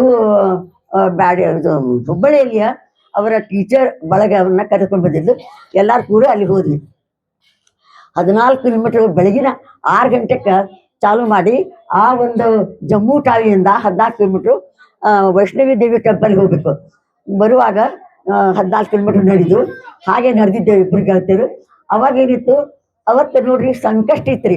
ಅದ್ರೊಳಗೆ ಮಂಗಳವಾರ ಒಂದಿಷ್ಟು ಏನು ತೆಗೆದುಕೊಳ್ಳೋದ ಬರೀ ನೀರು ಕುಡಿಯುತ್ತಾ ಆ ಒಂದು ಜೈಘೋಷ ಜೈ ಮಾತಾಜಿ ಜೈ ಮಾತಾಜಿ ಅಂತೇಳಿ ನಡ್ಕೋತಾ ಹೋದ್ವಿ. ಎಷ್ಟೊಂದೊಂದು ಇದ್ರೊಳಗೆ ಡೋಲಿಯಲ್ಲಿ ಹೋಗ್ತಿದ್ರು. ನೀವು ಎಲ್ಲಿಯವರು ಅಂದ್ಬಿಟ್ರೆ ನಾವು ಕರ್ನಾಟಕ ಅಂತ ಹೇಳಿ ಬಹಳ ಒಂದು ಹುರುಪಿನಿಂದ ಅವಳನ್ನು ದೇವಿಯನ್ನು ಸ್ಮರಿಸುತ್ತಾ ಹೋಗಿ ದರ್ಶನ ಮಾಡಿಕೊಂಡು ಮತ್ತೆ ವಾಪಸ್ಸು 12ಕ್ಕೆ ಬಂದ್ವಿ. ಅಲ್ಲಿವರೆಗೂ ನಮ್ಗೇನೂ ಸುಸ್ತಾಗಿದ್ದಿಲ್ಲ. ಇಷ್ಟು ಸಂತೋಷವಾಗಿ ನಮ್ಗೆ ಯಾವುದೂ ಏನೂ ತ್ರಾಸಾಗಲಿಲ್ಲ. ನಾವು ಪ್ರವಾಸದೊಳಗೆ ನೆಗಡಿ ಗುಳಿಗೆ, ಮೈಕೈ ನೋವು ಗುಳಿಗೆ, ಜ್ವರದ ಗುಳಿಗೆ ತೊಗೊಂಡು ಹೋಗಿದ್ವಿ. ಅವು ಏನೂ ಉಪಯೋಗ ಆಗಲಿಲ್ಲ. ನಾವು ಒಂದು ಗುಳಿಗೆ ತೊಗೊಳ್ಳಿದ್ರೆ ನಮ್ಮ ಆರೋಗ್ಯ ಅಷ್ಟು ಒಂದು ಚಲೋ ಇಟ್ಕೊಂಡು ನಾವು ಬಂದ್ವಿ. ಆನಂತರ ಈಗ ನಾ ಹೇಳೋದೇನು ನಿಮ್ಗಂದ್ರೆ, ಈಗ ಆ 28 ಕಿಲೋಮೀಟರ್ ನಡೆದ್ರೆ ಈಗ 8 ಹೆಜ್ಜೆ ನಡಿಬೇಕಾದ್ರೆ ಅಯ್ಯೋ ರಾಜ ಬಾರಪ್ಪ, ಕಾಲು ಭಾಳ ಮಸಾಕತ್ತೈತಿ, ಕೈ ಹಿಡಿಯಪ್ಪ ಅಂತೇಳಿ ಈಗ ನಮ್ಗೆ ಹೆಜ್ಜೆ ಕಿತ್ತು ಹೆಜ್ಜೆ ಇಡಕ್ಕೆ ಬರೋದಿಲ್ಲ. ಆದ್ದರಿಂದ ನಿಮ್ಮೆಲ್ಲರಿಗೂ ಹೇಳ್ಬೇಕಂದ್ರೆ ನಮ್ಮ ಗೆಳತಿ ಹೆಂಗೆ ಪ್ರವಾಸ ಮಾಡ, ಈಗ ನೀವೆಲ್ಲರೂ ಇಲ್ಲಿ ಬಂದಂತಹ ನಮ್ಮ ಮಕ್ಕಳ ಸಮಾನ ಇದ್ದಂಥವ್ರೆಲ್ಲರೂ ಪ್ರವಾಸವನ್ನು ಮಾಡ್ರಿ, ನೀವು ಎಲ್ಲ ನೋಡ್ಬರ್ರಿ ಅಂತೇಳಿ ನನ್ನ ಒಂದು ಸಲಹೆ. ಮತ್ತು ಇಂತಹ ಒಂದು ಗೆಳತನ ಇರ್ಬೇಕಾದ್ರೆ, ಗೆಳತನ ಸಿಗ್ಬೇಕಾದ್ರೆ ಪೂರ್ವ ಜನ್ಮದ ಪುಣ್ಯ ಬೇಕಂತ್ರಿ. ಒಂದು ಋಣಾನುಬಂಧ ಇದ್ರೆ ಅಂತಹ ಗೆಳತನ ವಯಸ್ಸಾದ್ಮೇಲೆ ಏಜ್ ಆದ ನಂತರ ಎಲ್ಲ ಗೆಳತಿಯರ ಸಂಗಡ ಮಾತನಾಡುತ್ತಾ ಎಲ್ಲರೂ ಸಂತೋಷವಾಗಿ ಇರಬೇಕು ಅಂತೇಳಿ ಅಂತ ಪೂರ್ವ ಜನ್ಮದ ಪುಣ್ಯ ಅಂತೇಳಿ ನಾ ಹೇಳ್ತೇನೆ ರೀ. ನನ್ನ ಊರಿನ ಅಂದರೆ ಲಕ್ಷ್ಮೇಶ್ವರ ಹುಲಿಗೆರೆಯ ಕುಲದೇವನಾದಂತಹ, ನಂದಿಯನ್ನು ಏರಿದಂತಹ, ಪಾರ್ವತಿ ಸಮೇತನಾದಂತಹ ಸೋಮೇಶ್ವರನನ್ನು ಮನದಲ್ಲಿ ನೆನೆದು ನನ್ನ ಆರಾಧ್ಯ ಗುರು ಆದಂತಹ, ಬೇಡ ನನಗೆ ಕುಂತ್ರೆ ಹೇಳಕ್ ಬರಂಗಿಲ್ಲ ರೀ, ಅಲ್ಲ ನಂಗೆ ಕುಂತ್ರೆ ಬರೋದಿಲ್ಲ, ಇರ್ಲಿ ಆಮೇಲೆ ಕೊಡ್ತೇನೆ. ನನ್ನ ಆರಾಧ್ಯ ಗುರು ಆದಂತಹ ಶ್ರೀಮದ್ ರಂಭಾಪುರಿ ವೀರಸಿಂಹಾಸನಾಧೀಶ್ವರ ಶ್ರೀ ಶ್ರೀ ಶ್ರೀ 1008 ಪ್ರಸನ್ನ ರೇಣುಕ ವೀರ ಗಂಗಾಧರನಿಗೆ ನನ್ನ ಅನಂತ ಪ್ರಣಾಮಗಳನ್ನ ಸಲ್ಲಿಸುತ್ತಾ, ಹಾಗೂ ಬಸವಾದಿ ಪ್ರಮಥರನ್ನ ಪ್ರಥಮದಲ್ಲಿ ಅವರನ್ನು ಕೂಡ ನಾನು ನೆನೆಸುತ್ತಾ ಅವರಿಗೆ ನನ್ನ ಅನಂತ ಪ್ರಣಾಮಗಳನ್ನ ಸಲ್ಲಿಸುತ್ತಾ, ಇಂದಿನ ಅತ್ಯಂತ ಅರ್ಥಪೂರ್ಣ ಹಾಗೂ ವೈಶಿಷ್ಟ್ಯಪೂರ್ಣವಾದಂಥ ಇಂದಿನ ಕಾರ್ಯಕ್ರಮ, ಈ ಕಾರ್ಯಕ್ರಮದ ರೂವಾರಿಗಳಾದಂತಹ ನೋಡ್ರಿ, ಈ ಕಾರ್ಯಕ್ರಮದ ರೂವಾರಿಗಳಾದಂತಹ ಶ್ರೀಮತಿ ಲಲಿತಾ ಬಸವರಾಜ್ ಮಟ್ಟಿ ಅವರದು ಎಂಥದ್ದು ಅಂದ್ರೆ ಅಷ್ಟಬ್ದಿ ಪೂರ್ತಿ ಸಹಸ್ರ ಚಂದ್ರ ದರ್ಶನ, 80ನೇ ವರ್ಷ, 80 ವರ್ಷಗಳ ಮುಗಿದಂತಹ ಅತ್ಯಂತ ಕಷ್ಟ ಸುಖ ಎಲ್ಲದರಲ್ಲಿಯೂ ಬಂದು ಆ ನಂತರ ಒಂದು ಅತ್ಯಂತ ಸಂತೋಷ. 80 ವರ್ಷ ಕಳೆದು ಏನು ಸಾಮಾನ್ಯ ಅಲ್ರಿ ಈಗಿನ ಕಾಲದಾಗ. ಅಂತಹ ಒಂದು ಸಹಸ್ರ ದರ್ಶನ, ಹುಣ್ಣಿಮೆ ದರ್ಶನನೂ ಪಡೆದಂತ ಶ್ರೀಮತಿ ಲಲಿತಕ್ಕ ಮಟ್ಟಿಯವರ ಒಂದು ಅಭಿನಂದನಾ ಸಮಾರಂಭ. ಈ ಸಮಾರಂಭದ ಮುಖ್ಯ ಅತಿಥಿಗಳಾದಂತಹ ಡಾಕ್ಟರ್ ಅನ್ನಪೂರ್ಣ ಹಿರೇಲಿಂಗಣ್ಣವರೇ ಹಾಗೂ ನನ್ನ ಅತ್ಯಂತ ಪ್ರೀತಿಯ ಭಕ್ತಿಯ ಆತ್ಮೀಯ ಆದಂತ ಇಂದು ಉಪಸ್ಥಿತರು ಇರುವಂತ ನನ್ನ ಅಳಿಯಂದ್ರು ಆದಂತ ಶ್ರೀಯುತ ಮೊನ್ನೆ ತಾನೇ ಅವರದ್ದು ನಿವೃತ್ತಿಯ ಒಂದು ಅದ್ದೂರಿಯ ಕಾರ್ಯಕ್ರಮವನ್ನ ನಾವೆಲ್ಲರೂ ನೆನೆಸಿದ್ವಿ. ನನಗೆ ಮತ್ತೀಗ ಎಲ್ಲಾರ ಮುಖ ನೋಡಿದ ಕೂಡಲೇ ಆ ಒಂದು ಸಂಭ್ರಮದ ನೆನಪು ನನಗೆ ಆಯಿತು. ಹೀಗಾಗಿ ಬಹಳ ಸಂತೋಷ ಆಯ್ತು ಇವತ್ತ ನನ್ನ ಅಳಿಯಂದ್ರು ಕೂಡ ಈ ಒಂದು ಕಾರ್ಯಕ್ರಮದಲ್ಲಿ ಭಾಗಿಯಾಗಿದ್ದಾರೆ ಅಂತ. ಅದೇ ತೆರನಾಗಿ ವಕೀಲರಾದಂಥ ಶ್ರೀಯುತ BY ಪಾಟೀಲ್ ಅವರೇ ಹಾಗೂ ಇನ್ನೋರ್ವ ಅಳಿಯಂದ್ರು ಆದಂಥ ಪ್ರೊಫೆಸರ್ ಬಸವರಾಜ್ ಹುಕ್ಕೇರಿ ಅವರೇ ಹಾಗೂ ವೇದಿಕೆ ಮೇಲೆ ಇರುವಂತ ಅನ್ನಪೂರ್ಣ ಹಿರೇಲಿಂಗಣ್ಣವರ ದಂಪತಿಗಳು ಇಬ್ರು, ಅವರು ಕೂಡ ವಕೀಲ್ರಿ. ಮತ್ತು ವಿಶೇಷವಾಗಿ ಇವತ್ತು ನೋಡ್ರಿ ನಮ್ಮ ಈ ಏರಿಯಾದಾಗ ನಮ್ಮ ಸಾಣಿಕೊಪ್ಪ ಅವರು ಮತ್ತು ಭಾವನಾ ಅವರು ಬಂದಾಗ ಅದು ಬಹಳ ಸುಂದರಮಯವಾಗಿ ಆಗ್ತದೆ. ನಮ್ಗೆಲ್ಲರಿಗೆ ಗುಡಿಗೇರಿ ಮಂತಂದವ್ರಿಗೆ ಸಾಣಿಕೊಪ್ಪ ಅವರು ಬಂದ್ರೆ ಅದು ಪೂರ್ಣ ಆಗುವಂತ ಕಾರ್ಯಕ್ರಮ.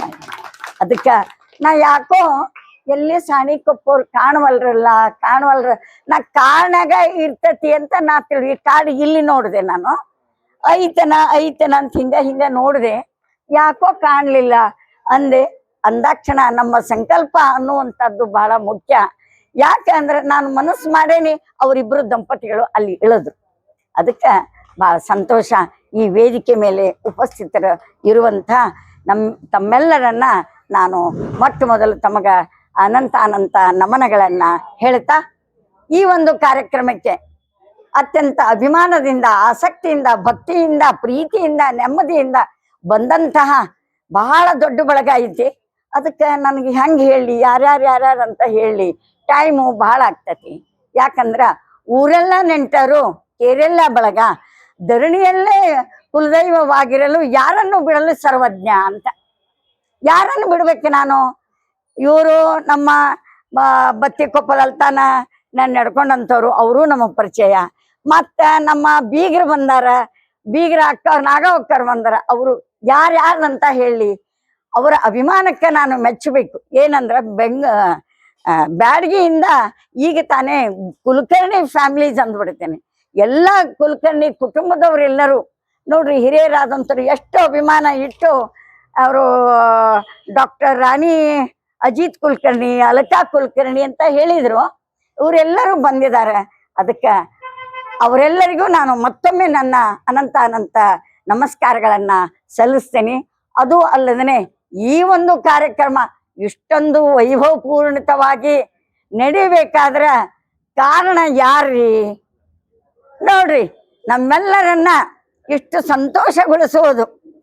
ಆಮೇಲೆ ಸಾಧಾರಣ ಬಹುಶಃ ಒಂದು ತಿಂಗಳಿಂದನ ಏನಾರ ಮಾಡ್ಯಾನೋ ಏನೋ ಗೊತ್ತಿಲ್ಲ ನನ್ನ ತಮ್ಮ. ಅದ್ರಾಗ ನಮ್ಮ ತಮ್ಮ, ನಮ್ಮ ಅಕ್ಕ, ಇವರು ನನ್ನ ಮಗಳಿಗೆ ಎಷ್ಟು ತಲೆ ಹಿಡಿಸ್ಯಾರೋ ಏನೋ ಗೊತ್ತಿಲ್ಲ.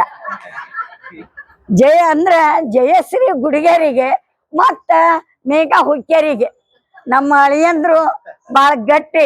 ಅದಕ್ಕೆ ನಾನು ನಮ್ಮ ಅಳಿಯಂದ್ರಿಗೆ ಯಾವಾಗ್ಲೂ ನೀವು ದೇವ್ರೇ ಅಂತ, ನಾನು ಅಳಿಯ ದೇವರು ಅಂತೇನಿ. ಹಿಂದಿನವ್ರು ಮಾಡ್ಯಾರ. ಯಾಕಂದ್ರೆ ಇವ್ರದ್ದು ಕಾಟ ತಡಿಬೇಕಲ್ರಿ. ತಾಸು ಒಂದೊಂದು ನೀವೆಲ್ಲ ನಮ್ಮವ್ರು ಅಂತ ಮಾತಾಡ್ತೀನಿ. ಅವ ತಾಸಿಗೆ ಒಂದೊಂದು ವಿಷಯ ಚೇಂಜು. ಇದನ್ನ ಹಿಂಗ ಮಾಡೋಣ, ಇದನ್ನ ಹೆಂಗ ಮಾಡೋಣ, ಇದನ್ನ ಇವ್ರ ಹತ್ರ ಹೋಗೋಣ, ಇದನ್ನ ಅಭಿನಂದನ. ಅದಕ್ಕೆ ಇದನ್ನೆಲ್ಲ ಸಹಿಸಿಕೊಂಡಂತಹ ಸಹನೆ ಸ್ತ್ರೀಗೆ ಒಂದು ದೊಡ್ಡದಾದಂತಹ ಸಂಪತ್ತು ಅಂತಾರಲ್ಲ, ಅದಕ್ಕ ಸಹನೆಯನ್ನ ಮಾಡ್ಕೊಂಡಂತ ಮೊಟ್ಟ ಮೊದಲು ನಮ್ಮ ಗುಡಿಗೇರಿ ಜಯಶ್ರೀ, ಆ ನಂತರ ನಮ್ಮ ತಮ್ಮ, ಅವರಿಗೆ ಅನಂತ ಧನ್ಯವಾದಗಳನ್ನ ಆಮೇಲೆ ಆ ನಂತರ ನೋಡ್ರಿ ಈ ಒಂದು ಇಲ್ಲಿವರೆಗೆ ಕರೆ ನಿಜವಾಗ್ಲೂ ಅಂದ್ರೆ ಎಷ್ಟು ಇವತ್ತಿನ ಸಂಭ್ರಮ ಅಂದ್ರೆ, ಸ್ನೇಹ ಅಂದ್ರೆ ಹೆಂಗಿರ್ತತಿ ಅಂತ, ಗೆಳೆತನ ಅಂದ್ರೆ ಹೆಂಗಿರ್ತತಿ ಅಂತ. ಈ ತರಹ ಗೆಳೆತನ ಈ 20ನೇ ಶತಮಾನದಾಗ ನಮ್ಗೆ ಸಿಗ್ಲಿಕ್ಕೆ ಸಾಧ್ಯವೇ ಇಲ್ಲ ಅಂತ. ಯಾಕಂದ್ರೆ 80 ವರ್ಷಗಳ ನೋಡ್ರಿ, ಆ ಮೊದಲಿನ 15 ವರ್ಷ ಬಿಡ್ರಿ. ಯಾಕಂದ್ರೆ ಅವಾಗ SSLC ಇರ್ತತಿ. ಇವರು ನಾನು 4ನೇ ಏನೋ ಇದ್ದೆ ಬ್ಯಾಡಗಿಗೆ ಹೋದಾಗ ನನ್ನ ನೆನಪು. ಯಾಕಂದ್ರೆ ಭಾಳ ಸಣ್ಣಕ್ಕಿದ್ದೆ, 4ನೇತ್ತಿದ್ದೆ. ನಮ್ಮಪ್ಪ ಅಲ್ಲಿ BDO ಆಫೀಸ್ನಾಗ ಸೂಪರಿಂಟೆಂಡೆಂಟ್ ಅಂತ ನಮ್ಮಪ್ಪ ಅಲ್ಲಿ ಹೋದ, ಗುಡಿಗೇರಿ BM ಗುಡಿಗೇರಿ ಅವರು. ಆದ್ರೆ ನಮ್ಮಪ್ಪ ನಮ್ಮವನ್ನು ನಾವು ನೆನೆಯಲೇಬೇಕು ಇವತ್ತಿನ ಸಂದರ್ಭದಾಗ. ಯಾಕಂದ್ರೆ ಅವ್ರು ಯಾವಾಗಲೂ ಎಲ್ಲರಿಗೂ ಪ್ರೋತ್ಸಾಹ ಕೊಡುವಂಥವ್ರು. ಎಸ್ಪೆಷಲಿ ಹೆಣ್ಮಕ್ಳಿಗೆ ಬಹಳ ಪ್ರೋತ್ಸಾಹ ಕೊಡ್ತಿದ್ರು ಅವರು. ನಮ್ಮ ತಮ್ಮನಿಗಿಂತಲೂ ನಮ್ಮನ್ನು 3 ಮಂದಿನ ಬಹಳ ನೀವು ಅದಕ್ಕೆ ಮುಂದೆ ಹೋರಿ, ಇದಕ್ಕೆ ಹೋರಿ, ಅಲ್ಲೇ ಎಲ್ಲದಕ್ಕೂ ಪಾಪ ನಮ್ಮನ್ನ ಕರ್ಕೊಂಡು ಹೋಗುವಂಥವ್. ಹೀಗಾಗಿ ನಮ್ಮ ಗುಡಿಗೇರಿ ಬ್ಯಾಡಗಿ ಒಳಗ ನಮ್ಮ ಲಲಿತಕ್ಕ ಪ್ರವೇಶ ಆದ್ಲು. ಯಾವಾಗ ಪ್ರವೇಶ ಆದ್ಲು ಅಂದ್ರೆ ಸಾಧಾರಣ 8th 9th ಏನೋ 8th. ನನಗಿನ್ನೂ ಅಷ್ಟು ಬಹಳ ಇದು ಇಲ್ಲ, ಯಾಕಂದ್ರೆ ನಾನು 4ನೇತ್ತಿದ್ದೇನ್ರಿ ನಾನು ಅವಾಗ. ಹಿಂಗಾಗಿ 8th ಪ್ರವೇಶ ಆದ್ಲು ಲಲಿತಕ್ಕ. ಲಲಿತಕ್ಕ ಬಂದು ಆದ್ರ ಬಹಳ ಸಮಾಧಾನ ಆಕಿ ಸ್ವಭಾವ, ಬಹಳ ಇನೋಸೆಂಟ್, ಎಂದು ಧ್ವನಿ ಜೋರು ಮಾಡಿದವಳಲ್ಲ. ಅಂತಹ ಸಮಾಧಾನ ಶಾಂತ ಗುಣ ಇದ್ದಂತಕ್ಕೆ ಸುಮ್ಮನೆ ಬಂದು ನಿಂತ ಕೂಡಲೇ ನಮ್ಮ ತಾಯಿ ಬಾರವ್ವ ರೊಟ್ಟಿ ತಿನ್ನು, ಚಪಾತಿ ತಿನ್ನು, ಊಟ ಮಾಡ್ಬಾ, ಲಲಿತ ಬಾ, ಶಾರದವ್ವ ಉಂಡಾಳ ನೀನು ಉಣ್ಬಾ ಅಂತ ಬಹಳ ಪ್ರೀತಿಯಿಂದ ಆದರದಿಂದ ನಮ್ಮವ್ವ ಆಕೆನ ಜೋಪಾನ ಮಾಡಿದ್ಲು. ಅದನ್ನೂ ನಾವು ನೆನೆಸ್ಲೇಬೇಕು ನಮ್ಮವ್ವನ ನಮ್ಮ ಅಪ್ಪನ. ಯಾಕಂದ್ರೆ ಶಾಲೆಗೆ ಹೊಂಟ್ರೆ ಅವ್ರಿಗೆ ರೊಕ್ಕದವನಿಲ್ಲ ನಿಮ್ಮ ಹತ್ರ, ಭಾಳ ರೊಕ್ಕ ಕೈ ಬಿಚ್ಚವಲ್ಲ ನಮ್ಮಪ್ಪ. ಆದ್ರ ಇವತ್ತ ಏನ್ ಮಾಡ್ತಿದ್ದ ಅವಾಗ, ತಗೊಳ್ರ ಬಸ್ಸಿಗೆ ರೊಕ್ಕನ ಅಂದ್ರ ನಮ್ಮಪ್ಪ ಕೊಡುವುದು ನನ್ಗೆ ಸ್ವಲ್ಪ ನೆನಪೈತಿ, ಬಹಳ ಇಲ್ಲ. ಆದ್ರ ಒಂದು ಭಾಳ ನೆನಪೈತಿ ಲಲಿತಕ್ಕ ನನಗೆ. 10th ಪರೀಕ್ಷೆಕ್ಕ ಹಂಸಮಾವಿ ಒಳಗೆ ಸೆಂಟ್ರ್ ಇತ್ತು. ಹಂಸಮಾವಿ ಸೆಂಟ್ರ್, ಅದನ್ನೇ ಹೇಳ್ದೆ, ಹಂಸಮಾವಿಗೆ ಸೆಂಟ್ರ್ ಇತ್ತು, ನೆನಪೈತಿ ನನಗೆ. ಅವಾಗ ಇವರು ಬೆಳಿಗ್ಗೆದ್ದವರು ಓದೋರು, ರಾತ್ರಿ ಎಲ್ಲ ಓದೋರು, ಬೆಳಿಗ್ಗೆ ಓದೋರು. ನಮ್ಮವ್ವ ತಂಗಿ ಹೇಳ್ರುವ ಈ ಸಲ ಮ್ಯಾಟ್ರಿಕ್ ಪರೀಕ್ಷೆ, SSLC ಅಂತಿದ್ದಲ್ಲಿ ಮ್ಯಾಟ್ರಿಕ್ ಪರೀಕ್ಷೆ ನಿಂಬುದು, ಅದಕ್ಕೆ ನೀವು ಓದ್ರಿ ಅಂತ ಹೇಳಿ ಬಹಳ ಚಹಾ ಮಾಡಿಕೊಟ್ಟು ಇವ್ರನ್ನ ಓದಾಕ್ ಹಚ್ತಿದ್ಲು. ನಮ್ಮ ಅಕ್ಕನ್ನ ಮತ್ತು ಲಲಿತಕ್ಕನ್ನ ಇಬ್ರು ಓದೋರು. ಆಮೇಲೆ ಹಂಸಮಾವಿಗೆ ಬಸ್ಸಿಗೆ ಹೋದ್ರಿ, ಅಲ್ಲೇ ಮಠದಾಗ ಏನೋ ಉಳ್ಕೊಂಡಿದ್ರೇನೆ. ಅಲ್ಲಿ ಒಂದು ಹಂಸಮಾವಿ ಒಳಗ ವಿರಕ್ತಿ ಮಠ ಏನೋ ಇತ್ತು, ಅದು ನಂಗೆ ಸ್ವಲ್ಪ ನೆನಪೈತಿ. ಆ ವಿರಕ್ತಿ ಮಠದೊಳಗೆ ಇವರು ಉಳಿದು ಅದು 1 ವಾರ ಪರೀಕ್ಷೆ ಅವಾಗೆಲ್ಲ ಸಾಧಾರಣ, ಹೌದಲ್ರಿ? 1 ವಾರದ 8 ದಿನದ ಪರೀಕ್ಷೆ ಅವಾಗ. ಆ 8 ದಿನದ ಪರೀಕ್ಷೆನು ಅಷ್ಟು ಅಚ್ಚುಕಟ್ಟಾಗಿ ಲಲಿತಾ ಮತ್ತು ಶಾರದಾ ಇವ್ರು, ಯಾಕಂದ್ರೆ ಈಕೆ ಮೊದ್ಲೇ ಮಗಳು, ಆಮೇಲೆ 2ನೇದಕ್ಕೆ ನಮ್ ಶಾರದಾ. ಎಲ್ಲಾರು ಲಲಿತಕ್ಕ ಶಾರದಾ, ಲಲಿತಕ್ಕ ಶಾರದಕ್ಕ, ಲಲಿತಕ್ಕ ಶಾರದಕ್ಕ ಅಂತ ಜೋಡಿಯಾಗೆ ಇತ್ತು. ಹೀಗಾಗಿ ಅಲ್ಲಿ ಮುಗಿಸ್ಕೊಂಡು ಬಂದ್ರು, ಬಹಳ ಸಂತೋಷ ಆಯ್ತು. ಆಮೇಲೆ ಅದು ಒಂದು ಪೇಪರ್ ಏನೋ ಔಟ್ ಆಗಿತ್ತೇನೋ ಲಲಿತಕ್ಕ, ನನಗೇನೋ ಸ್ವಲ್ಪ ನೆನಪೈತಿ. ಹೌದಾ, 2ನೇ ಸಲ ಅವರು ನನಗ 8ನೇ ಪೇಪರ್ ಔಟ್ ಆಗಿತ್ತು. ಔಟ್ ಆದಾಗ ನಿನ್ಗೆ ಹೇಳ್ತೀನಿ, ಎಕ್ಸಾಮ್ ಆತು. ಆದ್ರ ಅಷ್ಟ್ರೊಳಗೆ ನಮ್ದು ಏನ್ ಗದ್ದಲಾಗಿತ್ತು ಮನ್ಯಾಗ ಅಂದ್ರ, ಈಕಿದ SSLC ಆಗ್ಲಿ, ಈಕಿನ ಮದ್ವಿ ಮಾಡೋನು ಅಂತ ಮನ್ಯಾಗ ಎಲ್ಲಾರು ಮಾತಾಡಿದ್ರು. ಹೌದಾ? ಮನ್ಯಾಗ ಮಾತಾಡಿದ್ರು. ನನಗಷ್ಟು ಇದು ಇಲ್ಲ. ಆದ್ರೆ ಅದು ಮತ್ತೆ ಎಕ್ಸಾಮ್ ಕೊಡ್ಬೇಕತ್ತಲ್ಲ, ಅಯ್ಯೋ ಬ್ಯಾಡ, ನಮ್ಮಪ್ಪ ಆಕಿದು SSLC ಐತಿ ನನ್ನ ಮಗಳದು, ಆ ಪರೀಕ್ಷೆ ಮುಗಿಲಿ, ಆಮೇಲೆ ನೀವು ನೋಡಕ್ ಬರ್ರಿ ಅಂತ ನಮ್ಮಪ್ಪ ಹೇಳ್ದ. ಆಯ್ತು ಅಂತಂದು ಆ ನಂತರ 2ನೇ ಸಲ ಹೋಗಿ ಬಂದ್ರು. ಗಣಿತು ನಮ್ ಲಲಿತಕ್ಕ ಆಕೆ ನಾನ್ ನೆನೆಸ್ಬೇಕು. ಗಣಿತು ಈಕಿ ಭಾಳ ಶಾಣೆಕಿ. ಈಕಿ ಹೇಳ್ತಿದ್ಲು ಫಸ್ಟ್ ಕ್ಲಾಸ್ ಗಣಿತು. ಅದಕ್ಕ ಮತ್ತಕ್ಕೆ ಅಷ್ಟೆಲ್ಲ ಫೋನ್ ನಂಬರ್ ನೆನಪಿಟ್ಟು ಬಾಯ್ಲಿ ಎಲ್ಲ ಯಾಕೆ ಹೇಳ್ತಾಳ ಅಂದ್ರ, ಆಕಿ ನಿಜವಾಗ್ಲೂ ಗಣಿತದೊಳಗೆ ಎತ್ತಿದ ಕೈ. ಆ ಗಣಿತಕ್ಕ ಸಾಥಿ ಯಾರು ಅಂದ್ರ ನನ್ನ ಗಂಡ. ನಮ್ಮ ಯಜಮಾನ್ರು ಕೂಡ ಸ್ವಲ್ಪ ಗಣಿತದ್ದು ಅವರು ಚರ್ಚೆ ಮಾಡ್ತಿದ್ರು. ಪಾಪ ಇವತ್ತು ಅವ್ರನ್ನೂ ನಾನು ನೆನೆಸ್ಬೇಕು. ಯಾಕಂದ್ರೆ ಲಲಿತಕ್ಕನ ಮೇಲೆ ಬಹಳ ಪ್ರೀತಿ ಇದ್ದ ನಮ್ಮ ಯಜಮಾನ. ಎಷ್ಟು ಇನೋಸೆಂಟ್ ಅದಾರ ನೋಡು ಅವರು ಅಂತ ಹೇಳಿ ಬಹಳ ಪ್ರೀತಿ. ಈಕಿ ಇಂಗ್ಲಿಷ್, ಯಾವಾಗ್ಲೂ ಇಂಗ್ಲಿಷ್ದಾಗ ಹೈಯೆಸ್ಟ್ ಮಾರ್ಕ್ಸ್ 100ಕ್ಕೆ 100 ಮಾರ್ಕ್ಸ್ ಹಾಕಿದ್ವು ಇಂಗ್ಲಿಷು. ಈಕಿ 100ಕ್ಕೆ 100 ಗಣಿತು ಈಕಿ. ಹಿಂಗ ಇವರು SSLC ಮುಗಿಸಿದ್ದಷ್ಟು ನೆನಪೈತಿ. ಮುಂದಿಂದು ನನಗೆ ಯಾಕೆ ನೆನಪಿಲ್ಲ ಅಂದ್ರೆ, ನಾವು ಇಲ್ಲಿ ಧಾರವಾಡಕ್ಕೆ ಬಂದ್ವಿ. ಆಮೇಲೆ ಮುಂದೆ ನಮ್ದು ಸ್ವಲ್ಪ ಮುಂದೆ PUC ಏನೋ ಮುಗೀತು. ನಮ್ದು ಲಘು ಮದುವೆ ಆಗ್ಬಿಡುತ್ರಿ. ಮದುವೆ ಆದ ಕೂಡಲೇ ಮತ್ತೆ ನಾವೆಲ್ಲ ನಮ್ಮ ಗಂಡನ ಮನೆ ಅಲ್ಲಿ ಹೋಗ್ಬಿಟ್ವಿ. ಮುಂದಿನ ಹೆಚ್ಚಿನ ಸಂಪರ್ಕ ಆಗ್ಲಿಲ್ಲ. ಒಂದು ಹೆಚ್ಚಿನ ಸಂಪರ್ಕ ಏನು ಅಂದ್ರೆ, ಯಾವುದೇ ಗುಡಿಗೇರಿಯವ್ರ ಮನೆಯೊಳಗೆ ಯಾವುದೇ ಒಂದು ಕಾರ್ಯಕ್ರಮ ಇರ್ಲಿ, ಅಲ್ಲಿ ಲಲಿತಕ್ಕ ಹಾಜರು. ಲಕ್ಷ್ಮೇಶ್ವರದಿಂದ ತಂಗಿ ಸಣ್ಣಕ್ಕೆ ನಾನು ಹಾಜರ್.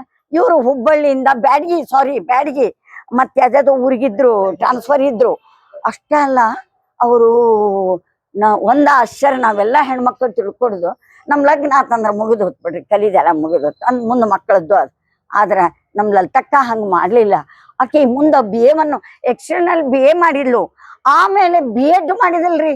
ಆಶ್ಚರ್ಯ ಅಂದ್ರ ಅಲ್ಲೇ 1 ವರ್ಷ ಕರ್ಸ್ಕೊಂಡಲ್ಲ. ಹಾ, ಅದೇ ಇದೆ ಯಾವ ಯೂನಿವರ್ಸಿಟಿ, ಅಣ್ಣಾಮಲೈ. ಅದೇ ಎಕ್ಸ್ಟರ್ನಲ್ ಆಗಿ ಅಣ್ಣಾಮಲೈ ಯೂನಿವರ್ಸಿಟಿ ಒಳಗ B.Ed ಮಾಡಿದ್ಲ ನೋಡ್ರಿ. ಯಾರು ಓದ್ತಾರಿ ಆ B.Ed ಕೂಡ ಅಷ್ಟು ಚಲೋ ರಿಸಲ್ಟ್. ಅವಾಗ ನಮ್ಮ ಯಜಮಾನ್ರ ಸಂಘ ಅವರು ಚರ್ಚೆ ಮಾಡ್ತಿದ್ರು, ನಮಗ ಅಷ್ಟು ಇದು ಆಗ್ತಿದ್ದಿಲ್ಲ ಬಂದಾಗ. ಆಮೇಲೆ ಯೂನಿವರ್ಸಿಟಿಗೆ ಇಂಗ್ಲಿಷ್ ಮಾಡಿ MA ಯೂನಿವರ್ಸಿಟಿ ಒಳಗೆ MA ಕಲ್ತರು ಅವರು. ಯಾರು ಕಲಿತಾರ್ರಿ ಲಗ್ನ ಆದ ನಂತರ 2-3. ಆಮೇಲೆ ಒಂದು ನಾವು ನೆನೆಸ್ಬೇಕಾದಂತಹದ್ದು, ಅವರ ಬಸವರಾಜ ಮಟ್ಟಿಯವರು ಕೂಡ ಅಷ್ಟೇ ಸಮಾಧಾನ ಇದ್ದಂಥ ವ್ಯಕ್ತಿ, ಬಹಳ ಪ್ರೋತ್ಸಾಹ ಕೊಡುವಂಥವ್ರಿ. ಅವ್ರನ್ನ ನಾವು ನೆನೆಸ್ಬೇಕು ನಿಜವಾಗ್ಲಿ. ಬಹಳ ಒಳ್ಳೆ ಮನುಷ್ಯ ಅವ. ಈಕಿನೂ ಹಂಗ, ಅವರು ಹಂಗ ಅಂತಾದ್ರಾಗ ಇಬ್ರು ಜೋಡಿಯಾಗಿ ಇಟ್ಕೊಂಡು ಮನೆಯನ್ನೆಲ್ಲ ಸಾಗಿಸ್ಕೊಂಡು, 4 ಮಕ್ಕಳನ್ನೆಲ್ಲ ಜೋಪಾನ ಮಾಡ್ಕೊಂಡು ಅವ್ರನ್ನ ಕಲ್ಸಾಕ ಬಹಳಷ್ಟು ಪ್ರಯತ್ನ ಪಟ್ಲು. ಆದ್ರ ಅವು ಅಕೆ ಆಸೆ ಅಂತ ಅವರು ಬಹಳಷ್ಟು ಹಿಂಗ ಕಲೀಲಿಲ್ಲ. ಆದ್ರೆ ತಮ್ಮ ಸಂಸಾರವನ್ನ ತಾವು ಚಂದ ಮಾಡ್ಕೊಂಡು ಹೋದಲ್ಲ, ಅಷ್ಟೇ ಸಾಕು ಅನ್ನುವಂಥದ್ದು ಅಷ್ಟೇ ನಮ್ಗ. ಇನ್ನೊಂದು ಅಂದ್ರ, ನಾವು ನಿಜವಾಗಿಲೂ ಆಕೆಗೆ ನಮ್ಮ ಮನ್ಯಾಗ ನಾವ್ ಏನಂತಿದ್ವಿ ಹೇಳ, ನಾನು ಇತ್ತೀಚೆಗೂ ಕೂಡ ಲಲಿತಕ್ಕಂದು ಆಕಿಗೂ ಇಷ್ಟು ವರ್ಷ ಅದು ಹಿಂಗ ಅಂದ ಕೂಡಲೇ ನನ್ನ ವಿಚಾರ ಬಂತು, ಅಲ್ಲ ನಾವು ಲಲಿತಕ್ಕಗ ಮೌನ ಸಾಧಕಿ ಅಂತ ಹೇಳಿ ಆಕೆ ಬಗ್ಗೆ ಒಂದು ಪುಸ್ತಕನ ಬರಿಬೇಕು ಅಂತ. ಆಕೆ ಜೀವನ ಚರಿತ್ರೆ ಕುತ್ಕೊಂಡು ಮೌನ ಸಾಧಕಿ ಅಂತ ಹೇಳಿ ಒಂದು ಗ್ರಂಥವನ್ನ ನಾವ್ ಯಾಕೆ ತರಬಾರ್ದು? ನಮ್ಮ ತಮ್ಮ ಆದ್ರೆ ನಮ್ಮ ತಮ್ಮ ಬಾಳ ಅವಸರ ಮಾಡಿ ನನಗೆ ಈ ಫಂಕ್ಷನ್ ಏನು ಹೇಳಿಲ್ರಿ ಅವ. ನಾನು ಬೆಂಗಳೂರಕ್ಕೆ ನಂದು 12ನೇ ತಾರೀಕು, ನಿಜ ಇದ್ದ ಸ್ಥಿತಿ ಹೇಳ್ತೇನೆ ನಾನು, ಯಾರು ಹೊರಗಿನವ್ರಿಲ್ಲ. 12 ಜೈಗ್ ಮಾತ್ರ ಗೊತ್ತು, ಶಾರದಾಗ ಗೊತ್ತಿರ್ಬೇಕು. ಇರ್ಲಿ ಒಂದು ನಿನ್ನೆ 28ನೇ ತಾರೀಕು ಏನಿತ್ತು ಅಂದ್ರ 33 ವಚನಕಾರ್ತಿಯರ ಕಮ್ಮಟ ಬೆಂಗಳೂರಾಗ 28 ಉತ್ತರ ಕರ್ನಾಟಕ ಲೇಖಕಿಯರ ವತಿಯಿಂದ. ಬೇಕಾದ್ರೆ ನೀವು ಪೇಪರ್ನ ನೋಡ್ರಿ, ಅದ್ರಾಗ ನಂದು ಭಾಗ. ನಿನ್ನೆ 28ನೇ ತಾರೀಕು. ಆದ್ರೆ ನಾನು ನನ್ನ ಮಗ, ಯವ್ವ ನೀವಿಷ್ಟು ನಾ ಅಂದೆ, ನೋಡಪ್ಪ ನಮ್ಮ ಅಪ್ಪಗೆ ಸಂಬಂಧಪಟ್ಟವರು ನಾನು, ನಮ್ಮ ಶಾರದಾ 1, ನಾ 2, ರೇಣುಕಾ 3. ಅದಕ್ಕೆ ನಾವು ನಡ್ಕೊಂಡಂಥವ್ರು. ನಾವು ಇದನ್ನ ಬಿಟ್ರ ತಪ್ಪಾಕತಿ. ನನ್ನ ವಚನಕಾರ್ತಿಯರ ಕಮ್ಮಟನ ಆದ್ರೂ ಬಿಟ್ಟೇನಿ. ಲಲಿತಾ ಮಟ್ಟಿದು ಅಭಿನಂದನಾ ಸಮಾರಂಭ ನನ್ನ ತಮ್ಮ ಇಷ್ಟು ಸಂತೋಷದಿಂದ ಎಲ್ಲರಿಗೆ ಹೇಳಿಕೊಂಡು ಅಕ್ಕನ ಹುಟ್ಟ ಹಬ್ಬ ಅಂತ ನಮ್ಮ ತಮ್ಮನ ಹೆಂಡತಿ ಮಾಡ್ಯಾರ. ನಾನು ಒಂದು ಕಮ್ಮಟ ಬಿಟ್ರೆ ಏನಾಯ್ತು, ಮತ್ತೊಂದಕ್ಕ ನಾನು ಆ ಕಮ್ಮಟದಲ್ಲಿ ಭಾಗವಹಿಸ್ಬೋದು, ಓದ್ಬೋದು, ಹೇಳ್ಬೋದು ಅಂತ ಅನ್ನೋ ದೃಷ್ಟಿಯಿಂದ ನಾನು ಏನ್ ಮಾಡಿದೆ, ಇವತ್ತು ಇದಕ್ಕ ಹಾಜರಾದೆ. ಇಲ್ಲದಿದ್ರ ಒಂದು ಸಣ್ಣದು ಮೌನ ಸಾಧಕಿ ಶ್ರೀಮತಿ ಲಲಿತಾ ಮಟ್ಟಿ ಅಂತ ಹೇಳಿ. ಅಂದ್ರೆ ಇಂಥ ಒಂದು ಗೆಳತನ, ಈ ಒಂದು ಗೆಳತನವನ್ನ ನಾವು ಎಲ್ಲರೂ ಮಾದರಿ ಈಗಿನ ಯುವತಿಯರಿಗೆ ಯುವಕರಿಗೆ ಹೇಳ್ಬೇಕ್ರಿ. ಯಾವುದೇ ಒಂದು ಸಂಬಂಧವನ್ನ ಉಳಿಸ್ಕೊಂಡು ಬೆಳೆಸ್ಕೊಂಡು ಹೋಗ್ರಿ ಅಂತ. ಅಳಿಸೋದು ಬಹಳ ಹಿಡಿದಿಲ್ಲ, ಗೆಳತನ ಆಗ್ಲಿ ಸಂಬಂಧ ಆಗ್ಲಿ ಅಳಿಯೋದು ಬಹಳ ಆಗೋದಿಲ್ಲ.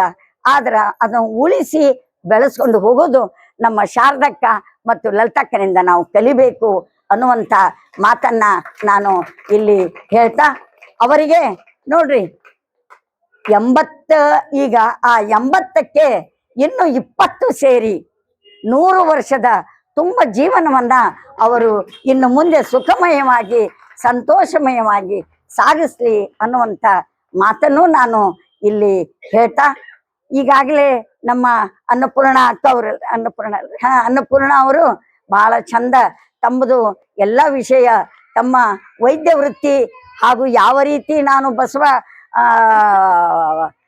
ತತ್ವವನ್ನ ಅನುಸರಿಸ್ತೇನೆ ಅನ್ನುವಂಥ ಮಾತನ್ನು ಬಹಳ ಚಂದ ಹೇಳಿದ್ರು. ಕರೆ ಅಧ್ಯಕ್ಷರು ಏನು ಇವ್ರೇನ್ ಹೇಳಿದ್ರಿ ಅಷ್ಟ. ಆದ್ರೆ ನಾನು ಲಲಿತಕ್ಕ ಅಂದ ಒಂದು ಸಹಸ್ರ ದರ್ಶನ, ಆಕಿದು ಹುಟ್ಟಿದ ಹಬ್ಬ, ಆಕಿದು ಒಂದು ಈ ಅಭಿನಂದನಾ ಸಮಾರಂಭ ಇದ್ದಾಗ ನಾನು ಲಲಿತಕ್ಕನ ಬಗ್ಗೆ ಮಾತಾಡಿದನ 2 ನನ್ನ ಅಧ್ಯಕ್ಷೀಯ ಭಾಷಣ ಮುಗೀತು ಅಂತ ಹೇಳಿ ಕುಂತ್ರ ಅದು ಸರಿ ಅನಿಸೋದಿಲ್ಲ ಅನ್ನೋ ದೃಷ್ಟಿಯಿಂದ. ಖರೆ ನನಗ ಸೂಲಗಿತ್ತಿ ನರಸಮ್ಮ ನೆನಪೈತಿ? ನಿನ್ನೆ ತಾನೇ ಸಾಧಕಿ, ಕನ್ನಡ ನಾಡಿನ ಅನನ್ಯ ಸಾಧಕಿ ಅಂತ ನಿನ್ನೆ ನಾವು ಒಂದು ಉಪನ್ಯಾಸ ಕಾರ್ಯಕ್ರಮ ನಮ್ಮಲ್ಲಿ ಇಟ್ಕೊಂಡಿದ್ವಿ ನಾವು ಮಹಿಳಾ ವೇದಿಕೆ ವತಿಯಿಂದ. ಅದ್ರಾಗ ಸೂಲಗಿತ್ತಿ ನರಸಮ್ಮ ಆಕಿ ಗುಡ್ಡಗಾಡದಾಗ್ರಿ ಮಹಿಳೆಯರು ಅವಾಗ ಎಲ್ಲ ಬಹಳ ತ್ರಾಸ ಕೊಡ್ತಿದ್ರು ಗಂಡ್ಮಕ್ಳು. ಎಲ್ಲಾ ಅಲ್ಲಿ ಗಣಿಗಾರರು ಬಹಳ ತೊಂದರೆ ಕೊಡ್ತಿದ್ರು ಹೆಣ್ಮಕ್ಳು ಮುಂದೆ ಬರಬಾರ್ದು ಅಂತ ಹೊತ್ನಾಗ ಅಲ್ಲಿ ಕಲ್ಲು ಕಟ್ಯಾಕ ಬಂದಂತ ಹೆಣ್ಮಕ್ಳು ಗರ್ಭಿಣಿಯರಾದಾಗ ಅವರು ನೋವನ್ನ ತಿನ್ನುವಂತ ಪ್ರಸಂಗದಾಗ ಈಕಿ ಸೂಲಗಿತ್ತಿ ನರಸಮ್ಮ ಈಕಿ ಸಣ್ಣ ವರ್ಗದವರು ಆದ್ರ ಎಲ್ಲಾರು ಆಕಿನ ಯಾಕೆ ಕರ್ಕೊಂಡ್ರಿ ಅಂತೇಳಿ ಅವ್ರಿಗೆ ಬಹಳ ವಿರೋಧ ಮಾಡಿದ್ರು. ಆಕಿ ಅಂದ್ಲು ಹೆಣ್ಣಿನ ಮಹತ್ವ, ಹೆಣ್ಣಿನ ಜೀವನ ಅಂದ್ರೆ ಏನೈತಿ ಅನ್ನೋದನ್ನ ನನಗೆ ಗೊತ್ತು ಅಂದು ಬಂದು ಆ ಗುಡ್ಡದ ಏನ್ ಕಡ್ಯಾಕ್ ಬರ್ತಿದ್ರಲ್ಲ ಅವರು ಅಲ್ಲೇ ಬಂದು ಅಲ್ಲೇ ಅಷ್ಟೇ ಸೀರೆ ಕಟ್ಟಿ ಮರೆ ಮಾಡಿ ಡೆಲಿವರಿ ಮಾಡಿದ್ರು. ಹೌದಲ್ರಿ? ಅದೇ ಹಿಂಗ ಆಕಿ ಆವಾಗಿನ ಎಷ್ಟು 11,000 ಆಕಿ ಇವನ್ನ ಹೆರಿಗೆಯನ್ನ ಮಾಡಿಸ್ಕೊಂಡ್ಲಂತ. ಅದಕ್ಕಾಕಿಗೆ ಪದ್ಮಶ್ರೀ ಪ್ರಶಸ್ತಿ, ರಾಷ್ಟ್ರ ಪ್ರಶಸ್ತಿಯನ್ನ ಕೊಟ್ಟರು. ನನಗೆ ಇವ್ರು ಹೇಳುವಾಗ ಅದು ನೆನಪಂತು. ಇವ್ರದ್ದು ಸೇವೆ ಬಹಳ ಪ್ರಮುಖವಾದಂತಹದ್ದು, ಬಹಳ ಮೆಚ್ಚುವಂತಹದ್ದು. ಅದಕ್ಕೆ ಮಾನಸಿಕದಕ್ಕಿಂತಲೂ ಇದರಿಂದ ಇರಬೇಕು ಅನ್ನುವಂಥ ಮಾತನ್ನು ಬಹಳ ಸುಂದರವಾಗಿ ನಮ್ಮ ಹೆಣ್ಮಕ್ಳು ಆರೋಗ್ಯವಂತರಾಗಿರ್ಬೇಕು ಅನ್ನುವಂಥದ್ದು ಮೇನ್ ಹೇಳಿದ್ರು. ಯಾಕಂದ್ರೆ ನಾವು ಆರೋಗ್ಯ ಇದ್ರೆ ಇವ್ರು ಆರೋಗ್ಯ ಇರ್ತಾರ, ಇಲ್ದಿದ್ರೆ ಎಲ್ಲಾ ಅಸ್ತವ್ಯಸ್ತ. ಹೆಣ್ಣು ಮಕ್ಕಳು ಎಷ್ಟು ನಾವು ಎಲ್ಲಾ ಕಲೆಗಳಲ್ಲಿ 64 ಕಲೆಗಳಲ್ಲಿ ನಾವು ಮುಂದೆ ಇದ್ದು ನಾವು ಏನ್ ಮಾಡ್ತೇವೋ ಅದನ್ನ ಮಾಡೋದ್ರಿಂದ ನಮ್ಮ ಮನೆತನ ಚಂದಾಗಿ ಹೋಗ್ತತಿ ಅನ್ನುವಂತ ಮಾತನ್ನು ಇಲ್ಲಿ ಹೇಳ್ತಾ, ಆಮೇಲೆ ನನ್ನ ಅಳಿಯಂದ್ರು ಮಾತಾಡ್ತಾರ ಅಂತ ನಾನು ತಿಳ್ಕೊಂಡಿದ್ದೆ. ಇರ್ಲಿ, ಎಲ್ಲರೂ ನೋಡ್ರಿ ಅವ್ರ ವೇಳೆಯ ಅಭಾವದಿಂದ ಹಾಗೂ ಒಂದು ಸಂತೋಷದ ಸಮಾರಂಭ, ನಾವು ನಿಮ್ಮ ಸಂತೋಷದೊಳಗೆ ಭಾಗಿ ಅಂತ ಹೇಳ್ತಾ ನಮ್ಮ ತಾವು ಎಲ್ಲರೂ ಲಲಿತಕ್ಕಗೆ ಅವರು ಕೂಡ ಮತ್ತ ಅತ್ತೆ ಸಮಾನನ ಆದ್ರು. ಅಂಥವರಿಗೆ ನಾವು ಶುಭವನ್ನ ಹಾರೈಸಿ ನಮ್ಮ ಒಂದು ಸನ್ಮಾನವನ್ನ ಅವರಿಗೆ ಅರ್ಪಿಸ್ತೇವೆ ಅನ್ನೋ ದೃಷ್ಟಿಯಿಂದ ಎಲ್ಲರೂ ಬಂದಿದ್ದಾರೆ. ಅದಕ್ಕೆ ಇನ್ನೊಮ್ಮೆ ನಮ್ಮ ತಮ್ಮನ ಹೆಂಡತಿ ಜಯಮ್ಮ, ಶಾರದಾ ಇವರೆಲ್ಲರಿಗೂ ನಾನು ಅನಂತ ಧನ್ಯವಾದಗಳು. ಯಾಕಂದ್ರೆ ನನಗೂ ಮತ್ತೆ ಬರಾಕ್ ಹೇಳಿದ್ರು, ನನ್ನ ಹೆಸರು ಹಾಕೊಂಡ್ಬಿಟ್ಟಿದ್ರು. ಅಂತ ಹೇಳಿ ಸಂತೋಷದಿಂದ ನಾನು ಇಲ್ಲಿ ಬಂದು ನನ್ನ ಯಾವ 2 ಮಾತನ್ನ ಹೇಳಿದೆ. ಒಂದು ಮಾತು ಈ ಸಂದರ್ಭದಾಗ ನಮ್ಮ ಮನೆಯವರು ಇರ್ಬೇಕಾಗಿತ್ತು ಅಂತೇಳಿ. ಯಾಕಂದ್ರೆ ಬಂದ ಕೂಡಲೇ ಲಲಿತಕ್ಕಿಂದ ಅವರು ಹಗ್ಲೆಲ್ಲ ಒಂದು ಮಾತು ಹೇಳ್ತಿದ್ರು, ಇನ್ನೇನು ಮತ್ತೇನು ಗತಿ ಎಂದು ಬೆದರೆದಿರು. ನಮ್ಗ ಮಂಕುತಿಮ್ಮನ ಕಗ್ಗ ಓದಾಕತ್ ಕೂಡ್ಲೆ ಇದು ಬಹಳ ಒಳ್ಳೇದು ನೋಡು ಅಂತ ಅಂತಿದ್ರು. ಇನ್ನೇನು ಮತ್ತೇನು ಗತಿ ಎಂದು ಬೆದರೆದಿರು, ವಿಧಿಯ ಲೆಕ್ಕಣಿಕೆ ನಿನ್ನ ಕೈಯಲ್ಲಿ ಇಹುದೇ, ವಿಧಿಯ ಲೆಕ್ಕಣಿಕೆ ನಿನ್ನ ಕೈಯಲ್ಲಿ ಇಹುದೇ, ನಿನ್ನ ಕಣ್ಣಿಗೆ ಎಟುಕದಂತೆ ಸಾಗುತ್ತಿಹುದು ದೈವದ ಸಂಚು, ನಿನ್ನ ಕಣ್ಣಿಗೆ ಎಟುಕದಂತೆ ಸಾಗುತ್ತಿಹುದು ದೈವದ ಸಂಚು, ತಣ್ಣಗಿರಿಸು ನಿನ್ನ ಆತ್ಮವನ್ನು ಮಂಕುತಿಮ್ಮ ಅಂತ ಹೇಳ್ತಿದ್ರು. ಅದಕ್ಕೆ ನಾವೆಲ್ಲರೂ ಏನ್ ಮಾಡ್ಕೋಬೇಕು, ನಮ್ಮ ಮನಸ್ಸನ್ನ ಸಮಾಧಾನವಾಗಿ ಇಟ್ಕೊಂಡು ತಣ್ಣಗಾಗಿ ಇಟ್ಕೊಂಡು ನಾವು ಕೆಲಸವನ್ನ ಮಾಡಿದ್ರ ಅವು ಆಗ್ತತಿ ಅಂತ. ಮತ್ತ ಸಂತೋಷ ಎಲ್ಲೇ ಸಾಧನೆ, ನಮ್ಮ ತಮ್ಮನ ಪ್ರಯತ್ನ ಪರಿಶ್ರಮದಿಂದ ಇವತ್ತ ಇಂಥದ್ದೊಂದು ಒಳ್ಳೆ ಸುಂದರವಾದಂತಹದ್ದು, ಅರ್ಥಪೂರ್ಣವಾದಂತಹದ್ದು, ವೈಶಿಷ್ಟ್ಯಪೂರ್ಣವಾದಂಥ ಒಂದು ಸಮಾರಂಭ ಇವತ್ತ ನಡೀತು. ಅದಕ್ಕೆ ಇದೇ ಸಂದರ್ಭದಾಗ ನೋಡ್ರಿ ನಮ್ಮ ಮಗಳು ಮೇಘಾ ಹುಕ್ಕೇರಿಯವರು ಕೂಡ ಒಳ್ಳೆ ಚೆನ್ನಾಗಿ ನಿರೂಪಣೆಯನ್ನ ಮಾಡಿದ್ರು. ಅವರಿಗೂ ಹಾಗೂ ವೇದಿಕೆ ಮೇಲೆ ಕುಳಿತಂತಹ ತಮ್ಮೆಲ್ಲರಿಗೂ ಮತ್ತೊಮ್ಮೆ ನನ್ನ ಧನ್ಯವಾದಗಳನ್ನ ಅರ್ಪಿಸ್ತಾ, ನಮ್ಮ ಇನ್ನೊಬ್ಬರನ್ನ ಈಗ ನೋಡಿದೆ ಸಚಿನ್ ಬಂದಾರ, ಅವರು ನಮ್ಮ ಫ್ಯಾಮಿಲಿ ಮೆಂಬರ್ ನಿತಿನ್ ಅವರು ನನ್ನ ಅಳಿಯಂದ್ರಾದಂತ ಬಸವರಾಜ್ ಹುಕ್ಕೇರಿ ಅವರ ಸ್ನೇಹಿತರು. ನಮ್ಮ ಎಲ್ಲಾ ಕಾರ್ಯಕ್ರಮದೊಳಗ ಅತ್ಯಂತ ಸಂತೋಷದಿಂದ ಭಾಗಿಯಾಗ್ತಾರ. ಅದಕ್ಕೆ ನೀವು ಈ ಕಾರ್ಯಕ್ರಮಕ್ಕೆ ಬಂದಿರಿ, ನಿಮಗೂ ನನ್ನ ಅನಂತ ಧನ್ಯವಾದಗಳು, ನಮಸ್ಕಾರಗಳೊಂದಿಗೆ ಹೇಳ್ತೀನಿ. ಎಲ್ಲಿಗೆ ಯಾರಿಗೋ ಬಿಟ್ಟಿದ್ರು ತಪ್ಪು ಭಾವಿಸಬೇಡ್ರಿ. ಎಲ್ಲರಿಗೂ ಮತ್ತೊಮ್ಮೆ ನಮಸ್ಕಾರ, ಧನ್ಯವಾದ, ಕೃತಜ್ಞತೆ ಅನ್ನು ಹೇಳಿ ಪೂಜ್ಯ ತಂದೆಯವರಾದಂಥ ಬಸವರಾಜ್ ಹುಡುಗೇರಿಯವರು ನಾವು ಚಿಕ್ಕವರಿದ್ದಾಗ ನನ್ನ ಮೇಲೆ ಭಾಳ ಅಭಿಮಾನ ಅವರಿಗೆ. ಅವರು ಶಿಕ್ಷಣಾಭಿಮಾನಿಗಳು. ಭಾಳ ಅಭಿಮಾನದಿಂದ ನನ್ನ ಮಗಳ ಸ್ವರೂಪದಲ್ಲಿ ನೋಡಿದ್ರು. ತಾಯಿಯಾದಂಥ ಪಾರ್ವತಮ್ಮನವರು ಶಾಂತಮೂರ್ತಿ, ಅವರು ಬಹಳ ಸೌಮ್ಯ ಸ್ವಭಾವ, ನನ್ನನ್ನು ತಾಯಿಯಂತೆ ನೋಡಿಕೊಂಡ್ರು. ಆಮೇಲೆ ಇವರ ಶಾರದಾನ ಸ್ನೇಹದಿಂದ ಮಲ್ಲಣ್ಣನ ಸಂಪರ್ಕ ಬಂದಾಗ ಅವ ಅಗದಿ ನನ್ನ ತಮ್ಮನಂತೆ ಅತಿ ಪ್ರೀತಿಯಿಂದ, ಆದರದಿಂದ, ಅಭಿಮಾನದಿಂದ ನೋಡ್ಕೊಂತ ಬಂದ. ಅದೇ ಪ್ರಕಾರ ಜಯಶ್ರೀನು ಕೂಡ ನನ್ನನ್ನು ತಾಯಿಯಂತೆ ನೋಡ್ಕೊಂಡ್ಲು. ಈಗೂ ಅದೇ ರೀತಿ ಶಾರದಾನ ಸಮಾನ ನನ್ನನ್ನು ಕಾಣ್ತಾರೆ.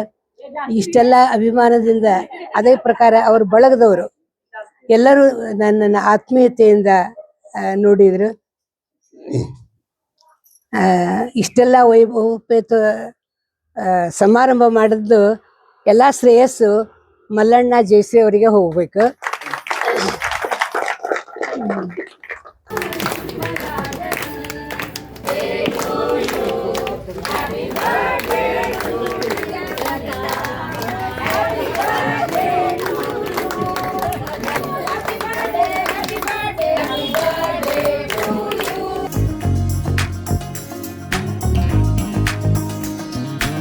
ನಾನು ಮಾತಾಡೋದು ಇರಲಿಲ್ಲ, ಅಧ್ಯಕ್ಷತೆ ಆಯಿತು, ಇನ್ನೇನು ವಂದನಾರ್ಪಣೆ ಇದೆ.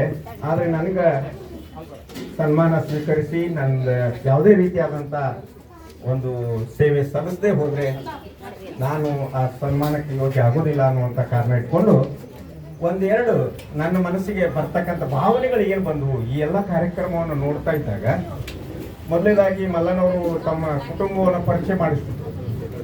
ಮಾಡುವಾಗ ಇವರು 1ನೇ ಮಗಳು, 2ನೇ ಮಗಳು, 2ನೇ ನಂಬರ್ ಮಗಳು, 3ನೇ. ನಾನು ಹೇಳಿದೆ, ನನಗೆ ಅನ್ನಿಸ್ತವಾಗ ಇಲ್ಲಿ ಯಾರು 2ನೇ ನಂಬರ್ 3ನೇ ನಂಬರ್ ಇಲ್ಲ, ಎಲ್ಲ 1ನೇ ನಂಬರ್ದವರೇ ಅಲ್ಲ.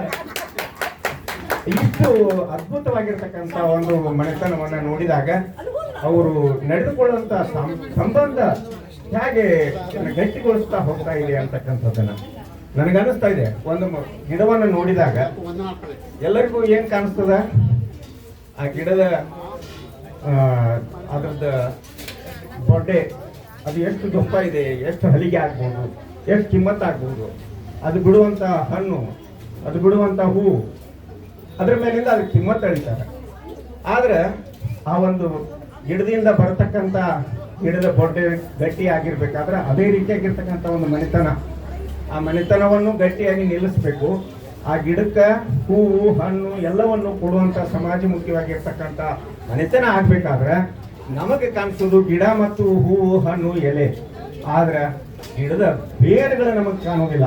ಇವತ್ತು ನಾ ಇಲ್ಲಿ ನೋಡ್ತಾ ಇದ್ದೇನೆ, ಆ ಗಿಡದ ಬೇರುಗಳು ಇಷ್ಟು ಗಟ್ಟಿಯಾಗಿರೋದ್ರಿಂದ ಮಾತ್ರ ಈ ಮನೆತನ ಈ ರೀತಿ ಆಗಿದೆ. ಅದಕ್ಕೆ ಬೇರನ್ನ ದೃಷ್ಟಿ ಇವತ್ತು ನಮಗೆ ನೋಡ್ಲಿಕ್ಕೆ ಸಿಕ್ಕಂಥದ್ದು ನಮಗೂ ಒಂದು ಅದ್ಭುತವಾಗಿರ್ತಕ್ಕಂಥ ಅನುಭವ.